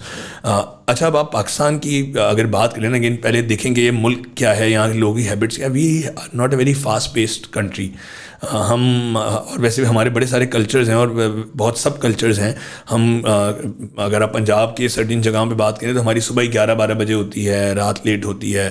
हमारा ऐसी लाइफ नहीं है कि मियाँ बीवी दोनों काम कर रहे हैं और वो जी सबवे यूज़ करके आ रहे हैं और वो सबवे पे रुक के उन्होंने स्कैन की ग्रोसरी और वाइल दे रीच होम, उनके पास इतना टाइम ही नहीं है कि वो शॉपिंग करने जा सकें। हम तो शॉपिंग को एंटरटेनमेंट के तौर पे लेते हैं, जिसकी वजह से ई कॉमर्स भी आज रिटेल का 1% भी नहीं है। कोई कहता है 0.5 है, कोई कहता है 0.8 है, कोई कहता है 1% हो गया। अभी भी अगर 100 चीज़ें मुल्क में बिकती हैं तो 99 दुकान पे बिकती हैं और बाकी ऑनलाइन बिकती हैं। सो ऑनलाइन भी अगर आप बात करें कि उसको 30 मिनट में डिलीवरी चाहिए या उसको आराम से डिलीवरी चाहिए, तो ये भी एक बहुत बड़ी डिबेट है। We actually did venture into it. We partnered with Unilever which is one of the biggest FMCG companies in Pakistan. उन्होंने एक वेंचर लॉन्च किया था मंचीज़ के नाम से इन partnership with venture dive, and they wanted क्योंकि उनके पास स्नैक पोर्टफोलियो में walls is a snack portfolio, so they wanted ice creams to be delivered in 30 minutes. Right. So we were one of their partners. We were delivering their ice creams in 30 minutes. And then पहले तो वो किराना stores के साथ linked था कि customer के सबसे करीबी किराना स्टोर पे वो ऑर्डर प्लेस होता था। अगर आपको आइसक्रीम चाहिए तो सबसे करीब, ये इसमें उन्होंने कराची में किया था बाय द वे।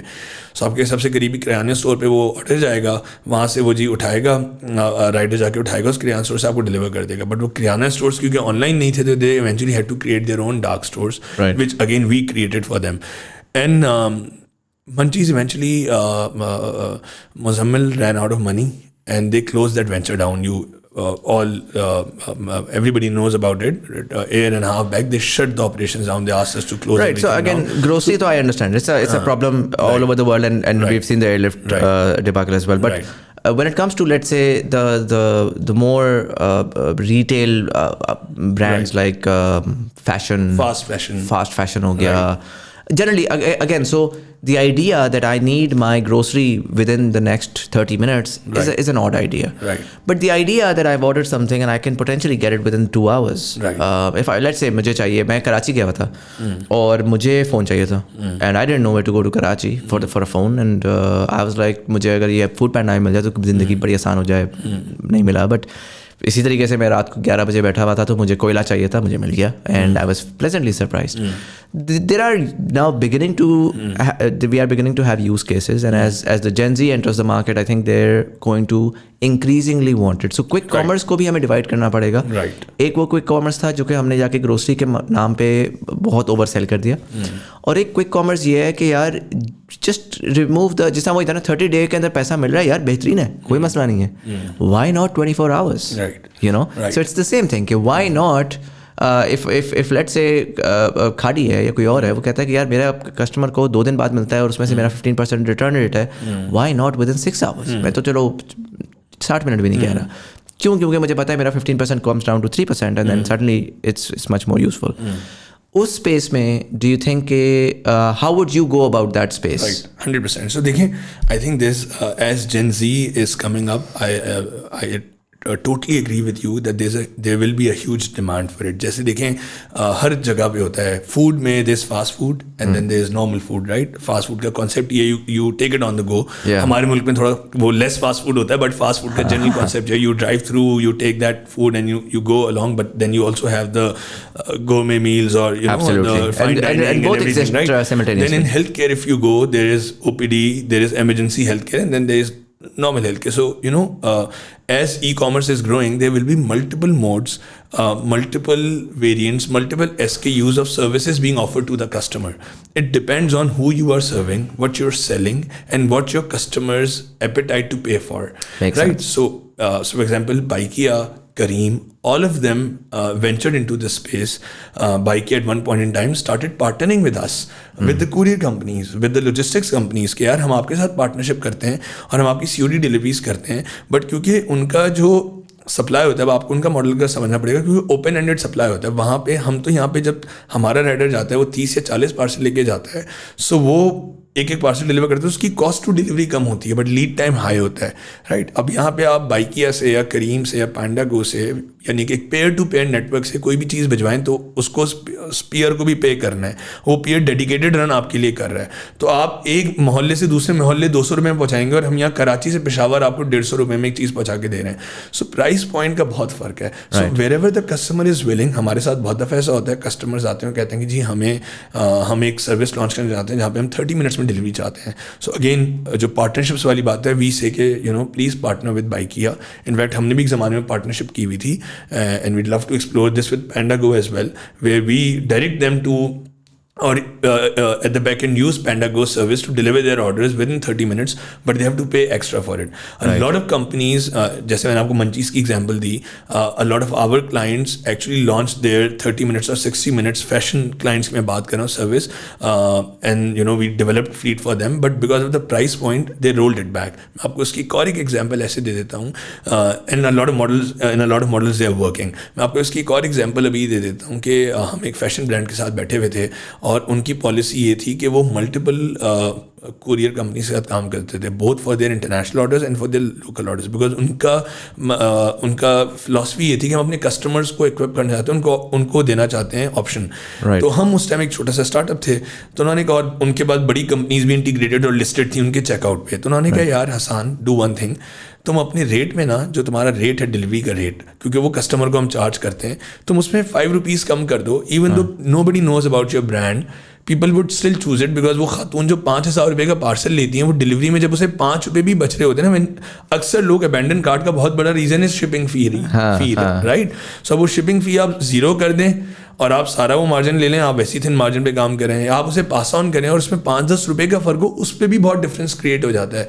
यहाँ पे you're talking about increasing your delivery fee, doubling और tripling your delivery fee, because dedicated runs is what can make 30 or 60 minutes delivery possible. Makes sense. So I think there will be a huge market for it, and there will be players for it, and then there will be players like us doing other things. Makes sense. And we'll always keep exploring. हम explore करते रहे हैं. हमने ये 30 minutes deliveries की हैं. The venture got shut down, so we got out of it. Right? मुझे एक चीज़ ये बताइएगा कि if I were to ask you, what do you see yourself as? What's the goal? You said, I've benchmarked myself. Do you see yourself more like the DHLs of the world, or do you see yourself more as the Amazon of the world? And when I say Amazon, one really, अगर मैं again zoom out करूँ और मैं 10 year का एक mark निकालूँ, तो मुझे इसमें everybody is all about the last mile. Everybody is all about let's optimize the last mile and we're going to do great things.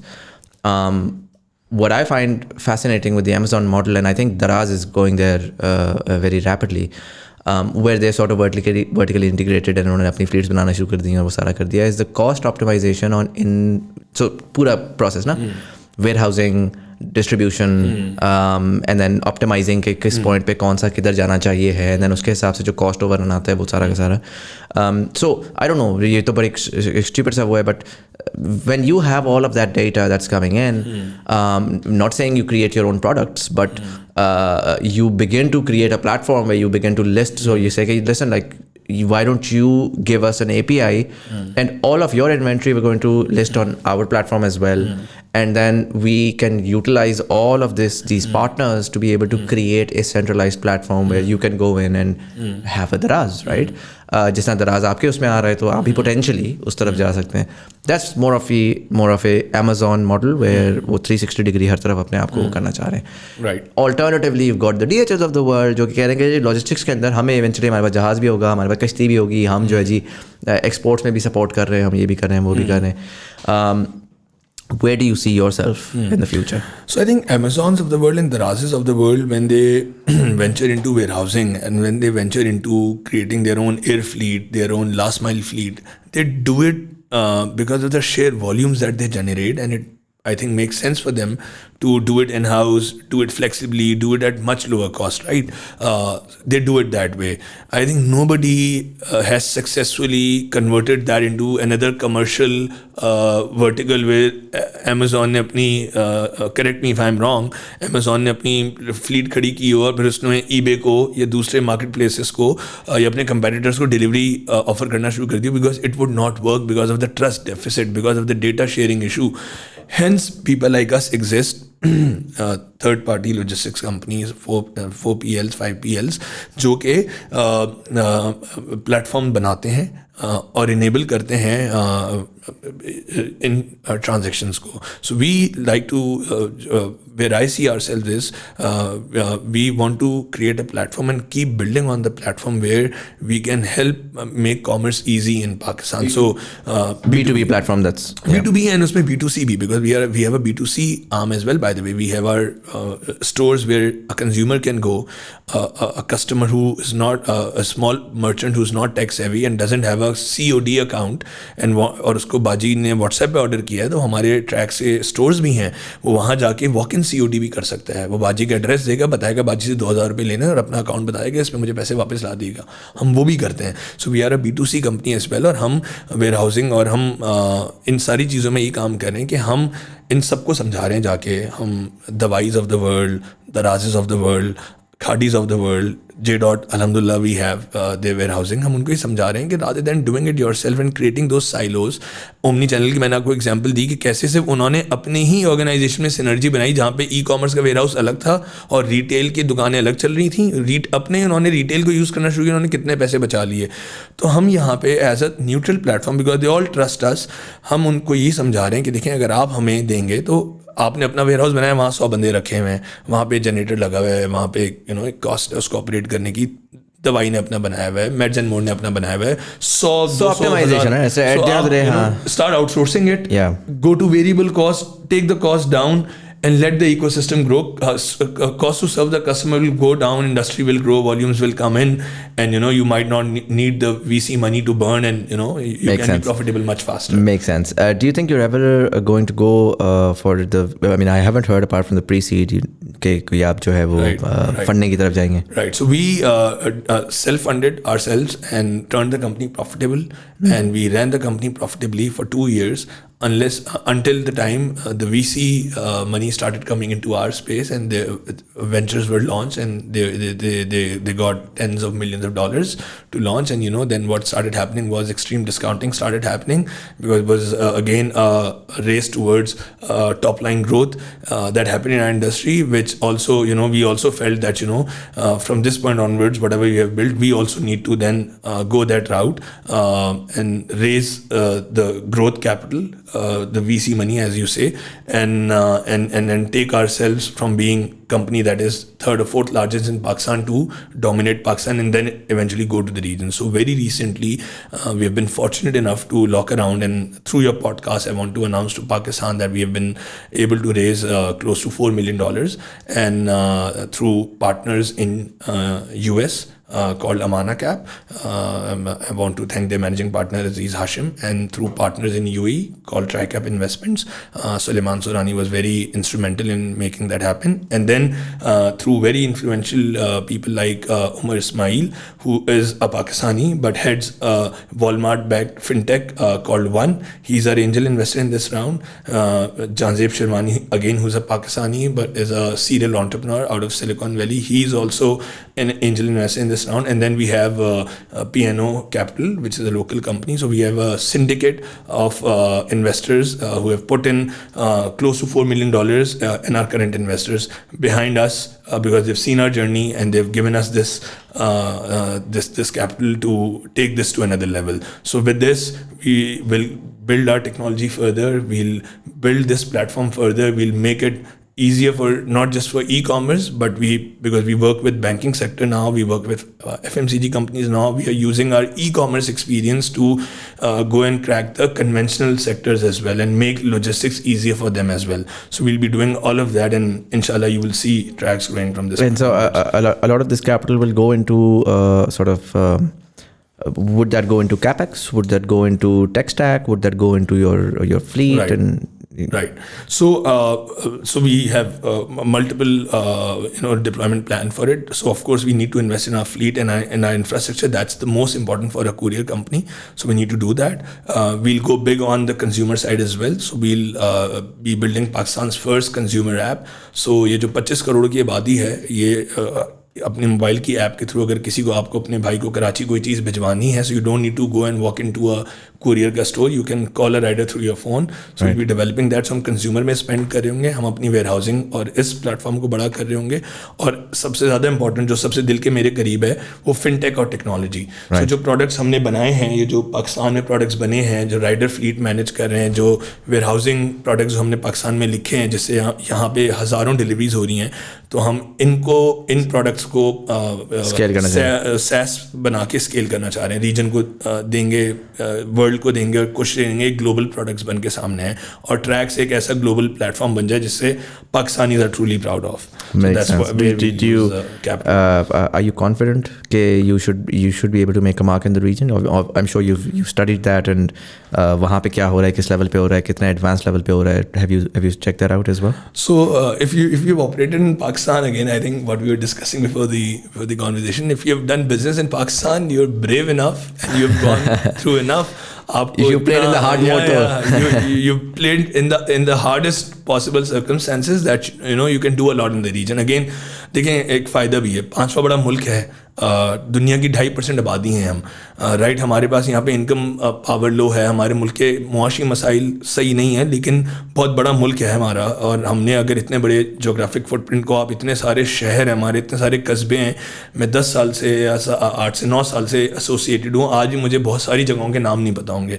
सो जब आप इतने बड़े मुल्क में काम कर लेते हैं, तो ये आप लकी भी है कि आप इतने बड़े मुल्क के बाशिंदे हैं. और यहाँ पे जब आप काम करके एक चीज़ को नेशनल लेवल ब्रांड बना सकते हैं, तो आई थिंक रीजन पे जाना और दूसरे मुल्कों में जाके काम करना मुश्किल नहीं होना चाहिए. So I am very confident that we can do it, इंशाल्लाह. चले, hopefully, inshallah. Hassan, I'm going to ask you one last question I ask all of my guests, and I would like your opinion on that. How do you see Pakistan 27 years from now, seeing what you've seen now, knowing all of what you know, and considering the fact that obviously you're really banking on Pakistan here. Inshallah, you'll go in the region, and hopefully we'll have a Pakistani startup success story to be proud of.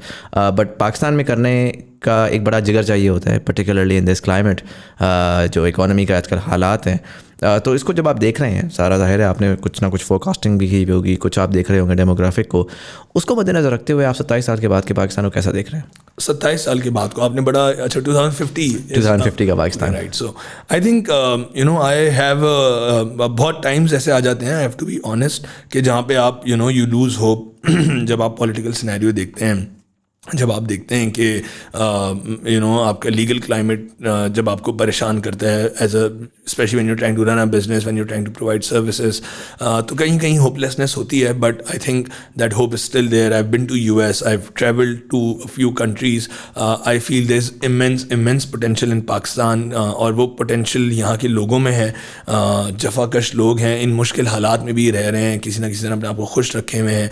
तो मुझे अल्लाह से बहुत उम्मीद है, जो सारे indicators हैं वो पॉजिटिव हैं. थोड़ी सी पॉलिसी मेकिंग और हमारी गवर्नमेंट लेवल पे थोड़ी सी काम होने की ज़रूरत है. एंड आई फील कि वो सब भी होएगा. चेंज आ रहा है, पॉलिटिकल अवेयरनेस भी लोगों में आ गई है. मैंने वो चेंज देखा है पिछले 5-10 सालों में. हम जैसे यूथ भी आगे आ रही है और पॉलिटिक्स में भी इंटरेस्ट ले रहे हैं. तो मुझे लगता है कि पाकिस्तान आगे इंशाल्लाह will be one of the world's biggest economies in 27 years. So. Hopefully. Hassan, thank you so much for coming in and sharing all that insight. Thank you for having me again, Muzammil. Thank you. And for all of you guys, thank you so much for watching. अगर आपको ये episode पसंद आया, अपने दोस्तों के साथ ज़रूर शेयर करिएगा. नीचे कमेंट सेक्शन में आके बताएं what do you think about e-commerce industry in Pakistan, fintech industry in Pakistan, cash on delivery आप खुद करवाते हैं नहीं करवाते, कैसा आपका एक्सपीरियंस होता है? Let me know in the comment section below. इसी के साथ साथ YouTube वाले लाइक का बटन दबाएंगे, एंगेजमेंट की ज़्यादा लोगों में कन्वर्सेशन पहुंचेगी. ऑडियो प्लेटफॉर्म्स वाले सब्सक्राइब का बटन दबाएंगे, आने वाले एपिसोड्स की आपको नोटिफिकेशन मिलेगी. नीचे दिए हुए लिंक पर क्लिक करके आप TBD कम्युनिटी ज्वाइन कर सकते हैं ऑन डिस्कॉर्ड, जहां पर हम आजकल के क्लाइमेट को मद्देनजर रखते हुए 2 मेजर एरियाज पे फोकस कर रहे हैं. That is building the skills that you can plug yourself into the global economy. So technical skills, digital skills, जिससे आप डॉलर्स में कमा सकते हैं अपने लिए भी और अपने मुल्क के लिए भी. इसी के साथ साथ for all of those people who want to go outside of Pakistan, we are creating certain conversations around that as well, in enabling you to be able to go outside, get in touch with the global economy, the global markets, and earn there, and then send that remittance back to Pakistan as well. अपने मुल्क का फ़ायदा करें through that as well. So you can join that community. But anyways, this was Sayyid Muzammil Hassan Zaidi. You're watching Thought Behind Things. Thank you so much for watching, and I'll see you in the next one.